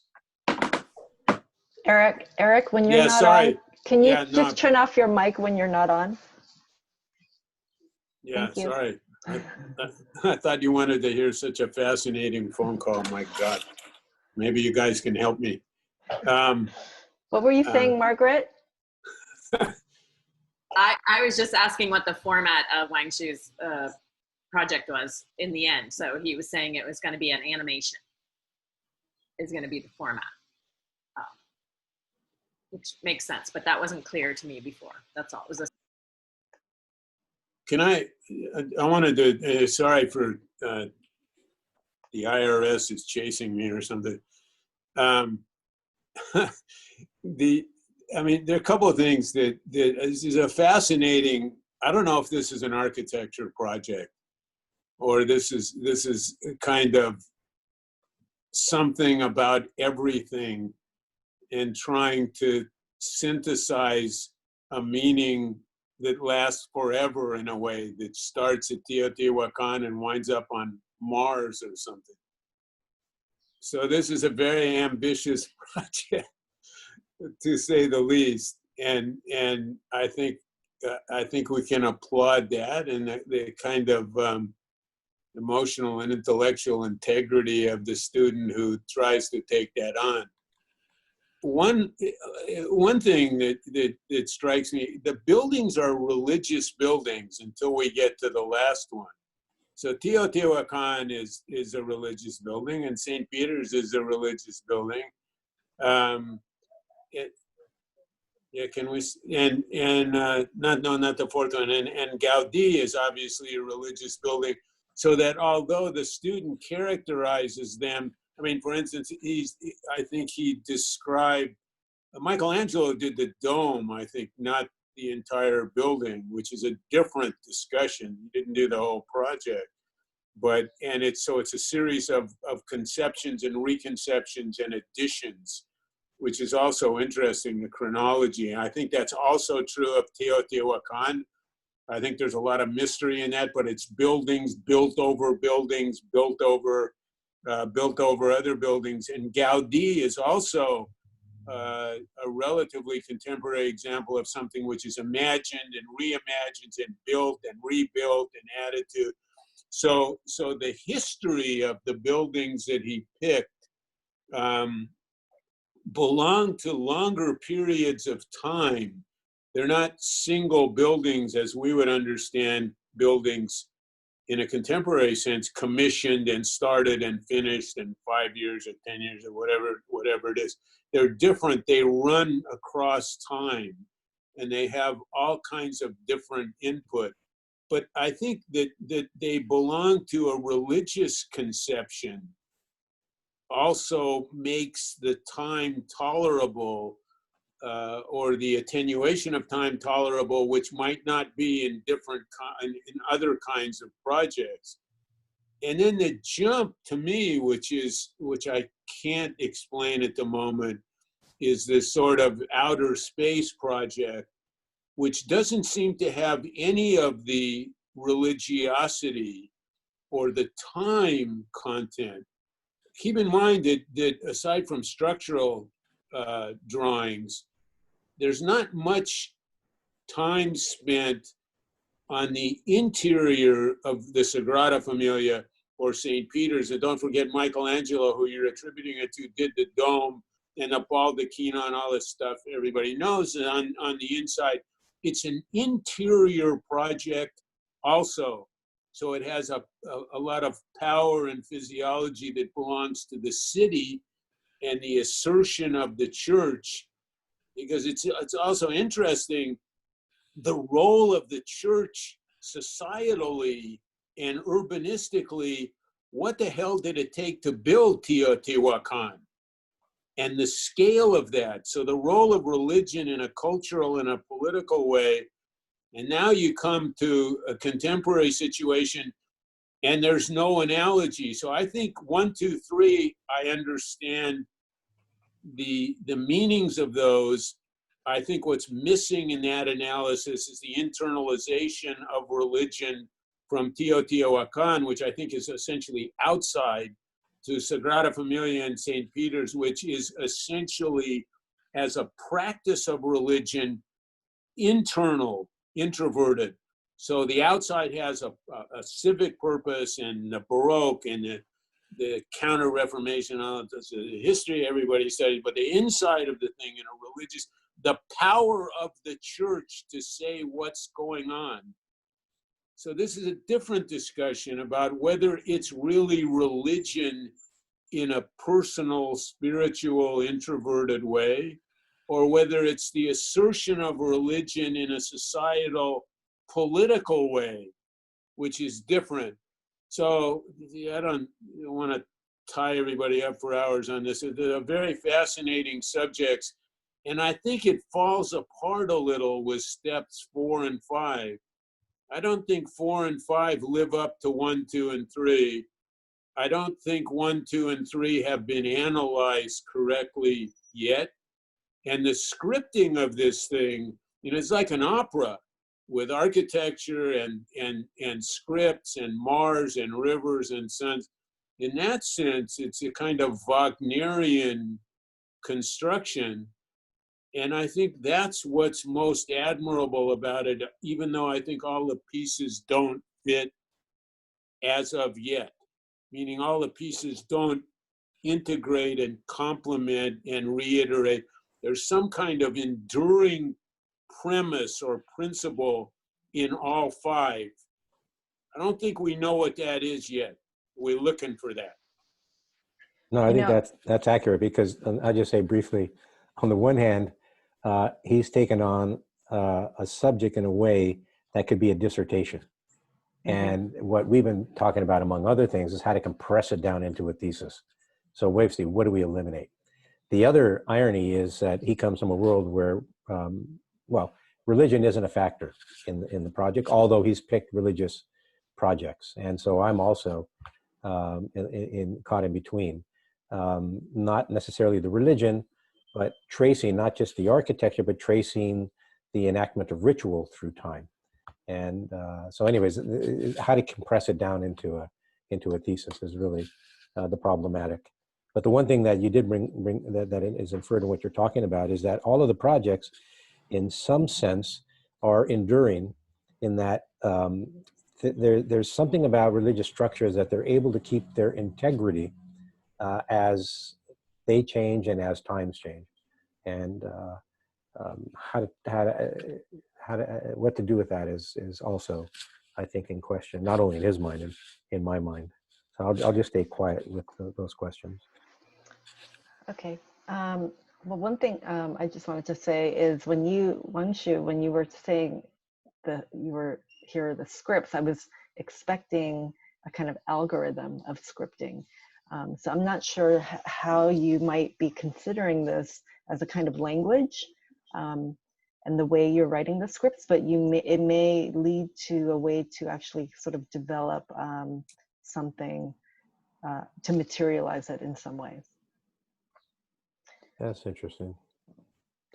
Okay, I think if there aren't any other comments, we have to move on to our last student, Qian.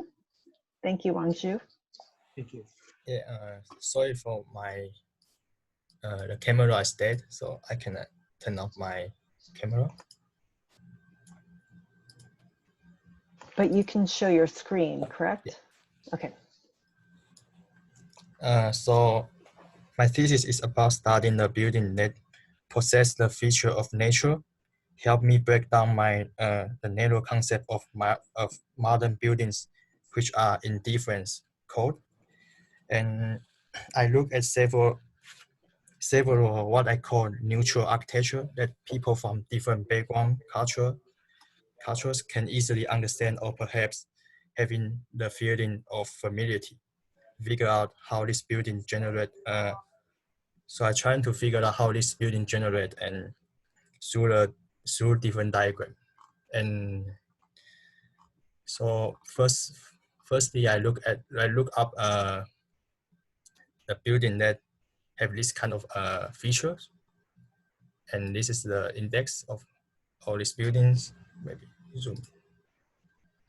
And I categorize this building in 3 major groups. You can see in the centers, based on my visual impression, which are shapes and object and concepts, and other in between these groups, and also other groups that focus on different visual features like scale, which means accessibility of the reference, and dynamic, context, which means the location, the urban location or nature, and the weight, the transparency, the level of clearness or comprehensible, and the awareness, and also studying how they relate to the major groups in the centers. And to move on, then I try to developing the thinking procedure diagram that may help me generate my own neutral architecture based on my understanding of these buildings. So here's the diagram, and I can kind of show you how they works. So took the paper for example. If the paper is the reference, then and I would want to make the realism style building, then move on to the form generation. Firstly, I studied analyze the form of the paper, which is in this case the round shape, and clearly it is not distinctive. So to make the building realistic, then maybe apply the pattern or texture on the facade to make the form more understandable, and also think about the quantity. And in this case, it's multiple. And if it is the multiple, then think about it, and then go to next step. Composition, in this case, is jet position, and the result will be this building. And also another sample of table, but in this case, focus on aiming to design something ambiguous. So again, the form is not distinctive, and in this case, and either I can move on to the pattern step, or I can step in this step. But in this case, it move on to the pattern and choose the not associated texture, and the quantity is single, so the result is this building. And the same strategy, like the Luther's realistic, study the form and its distinctive feature in this case, so there's no need to go furthermore. And quantity is single, so quantity is single, so turn out this kind of building. And again, the flower Luther's study, the stock, focus on the stock and quantity multiple, jet position, and the result would be this kind of building. So, and the reference will be, in this case, is mountain object trying to make a geometric landscape-like building, and then studying the form. And in this case, it would the reference will be the mountain line, which is vertical, and then apply the texture on the building. And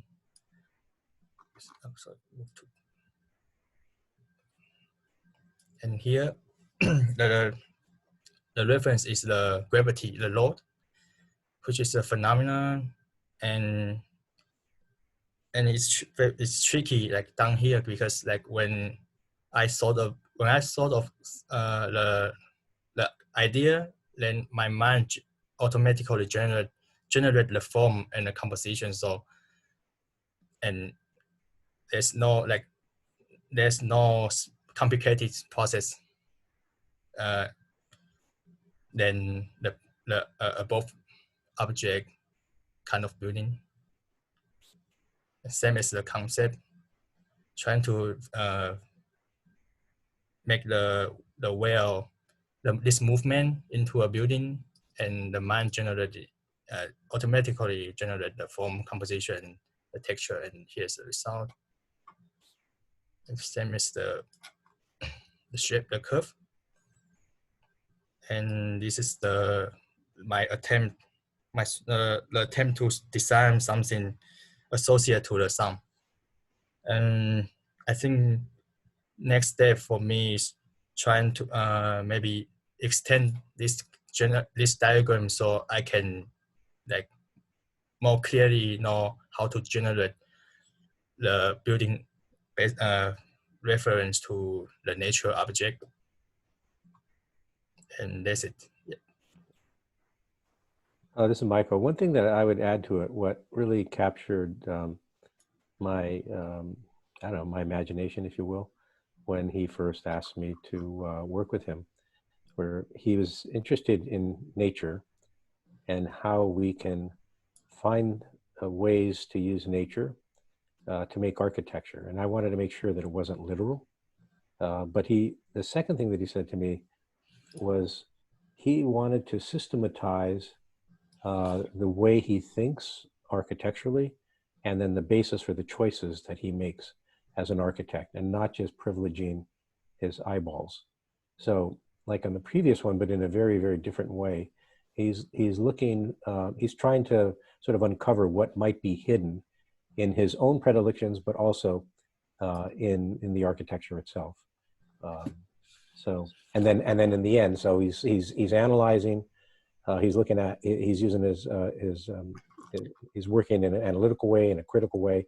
And then finally, which he doesn't show too many, it doesn't really show examples here yet, but he's beginning to think, how do I generate new form based on this analysis and critical thinking that goes along with that? And the whole idea of systematizing things and not looking for a way to standardize it, but to make it idiosyncratic to the context that he's working in. For someone, for students to be thinking of things such as that, for me is pretty great. And hopefully I think he will actually pull it off. There's been such there's been a lot of movement in how he first started working through this analytical process and setting up this method. And then if it didn't work on his own, he'd say, I hit a dead end.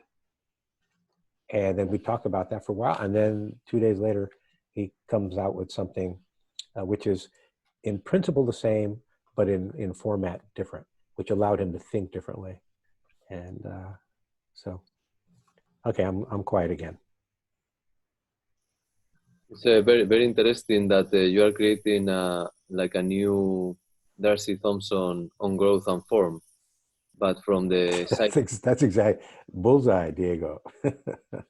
that's it. But it's from the psyche instead of from the natural growth of a body. It's very interesting. What is the idea of the final product here? Is a building or is just an exploration of forms and psyche? Yeah, I hope I can design a building that like what I found out. Like I hope I can do something like this, but a new reference. For example, like this miniature here, which is the build. I hope it can be a building that reference the sun, or perhaps the phenomena that sun give me. But yeah, hopefully I can design a building. But you will have to keep the system and the systematic approach all throughout, right? Yeah, like so maybe based on this system, I can like go through each step and finally I can come up with something like this, but more detailed development. Chi, what about the, are these objects meant to be inhabited? You know, so space becomes part of that equation. And then not only the space within and immediately around, but the object in the city. Yeah, so I will expand this diagram and maybe maybe it will touch the space. Then I will like perhaps understand how this form, how the space relate to the form, and how can I put them into like practice, like use, rather than just the form itself. I think it will be very important, very useful that you continue the diagram until you finish the thesis. So basically the use, but also the materials and keep the logics. So yeah, material, structure, yeah, all other stuff.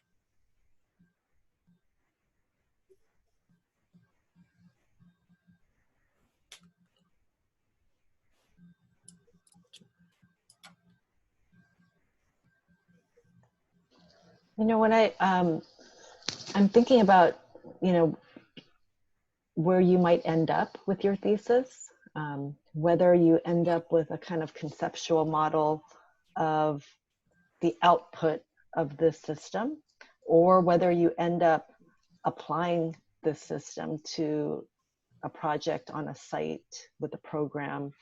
I think there's something very subjective about your system because it relies on a certain point of view of all of the different topics, right?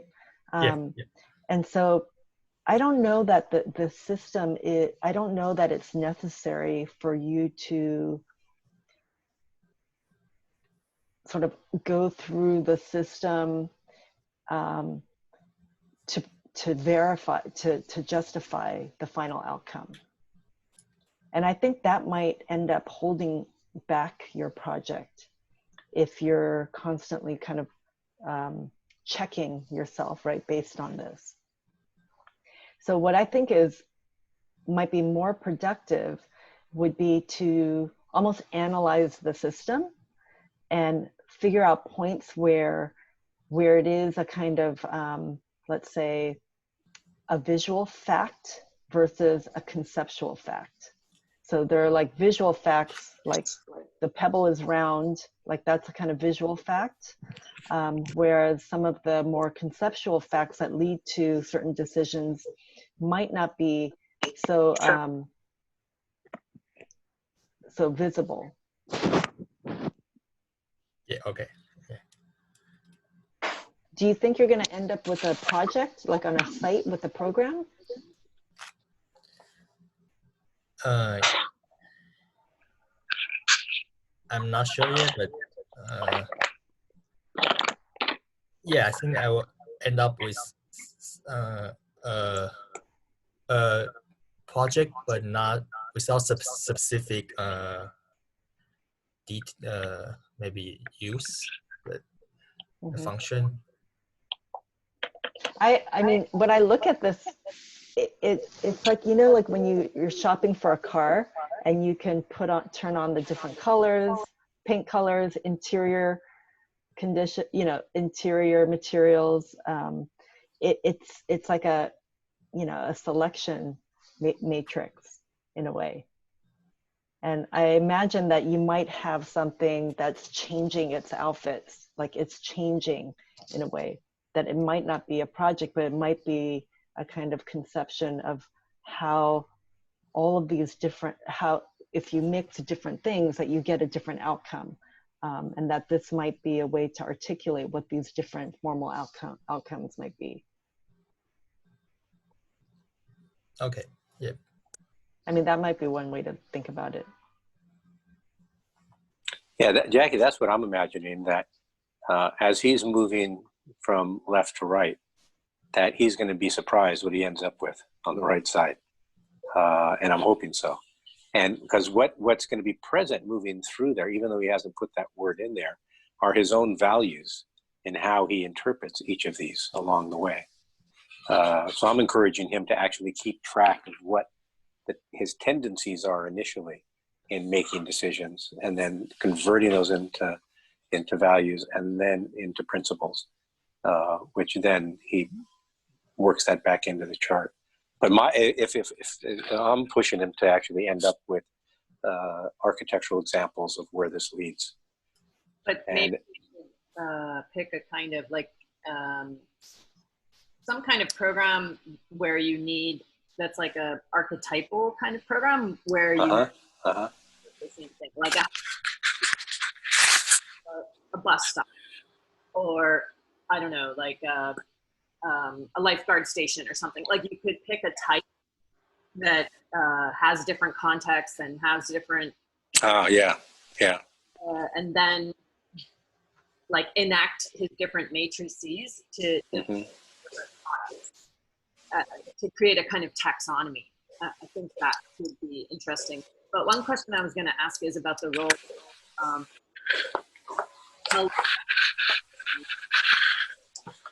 and in your project, especially given the fact that you're interested in nature, because right now it's all in sort of line work only. And I just wondered how you might be able to implement like texture, maybe you could work with techniques of scanning things and manipulating those or something. But when I see things like terms like realism, ambiguous phenomena, it seems like there is a role in your like color and material. Sorry, I kind of lose your voice. Because of she was saying that she was mentioning that beyond just the black and white and the line work, when does color and material, texture and pattern enter into the mix? Yeah, that would be interesting for me to think like for as next step, and maybe other feature like what I did here, the weight, the transparency, the one is it can be into this diagram too. But yeah, I just need to like figure out how they integrate each other. Yeah, because a lot with transparency, I'd say the word that is basically given equal standing in my mind would be pattern. You know, texture and material and color, I think for me drop below both transparency and pattern. But I think those are all important issues that people are bringing up. They're basically an expansion of how to think about what you're doing, which I think is important. Yeah, okay. Okay. Great. Well, I think that concludes. I think we're going to have to conclude. We're a little bit over time, but thank you so much, Diego. I think you're the last one standing here as one of our invited guests. And I can see that it's nighttime now in Madrid. Yes, it's getting late. It's really late. Okay. Well, thank you for joining us. Thank you. And thank you to all the students, to the advisors. This review was recorded, so I'll be uploading that soon. I'll also upload the chat. So if any of you received any comments through the chat that you need, you'll have that as well. Okay? Okay. All right. Congratulations, everyone, for finishing up miniatures. And Diego, before you sign off, I want to say I'm a native son in Los Angeles. I think the second home is it's a very simple but an extraordinary project. I concur. It's an extraordinary project. And I thank you for doing that in Los Angeles, actually. Mm-hmm. It's just such, it's yeah. So, and I'm happy that you graduated from SCI-Arc. You know, yes.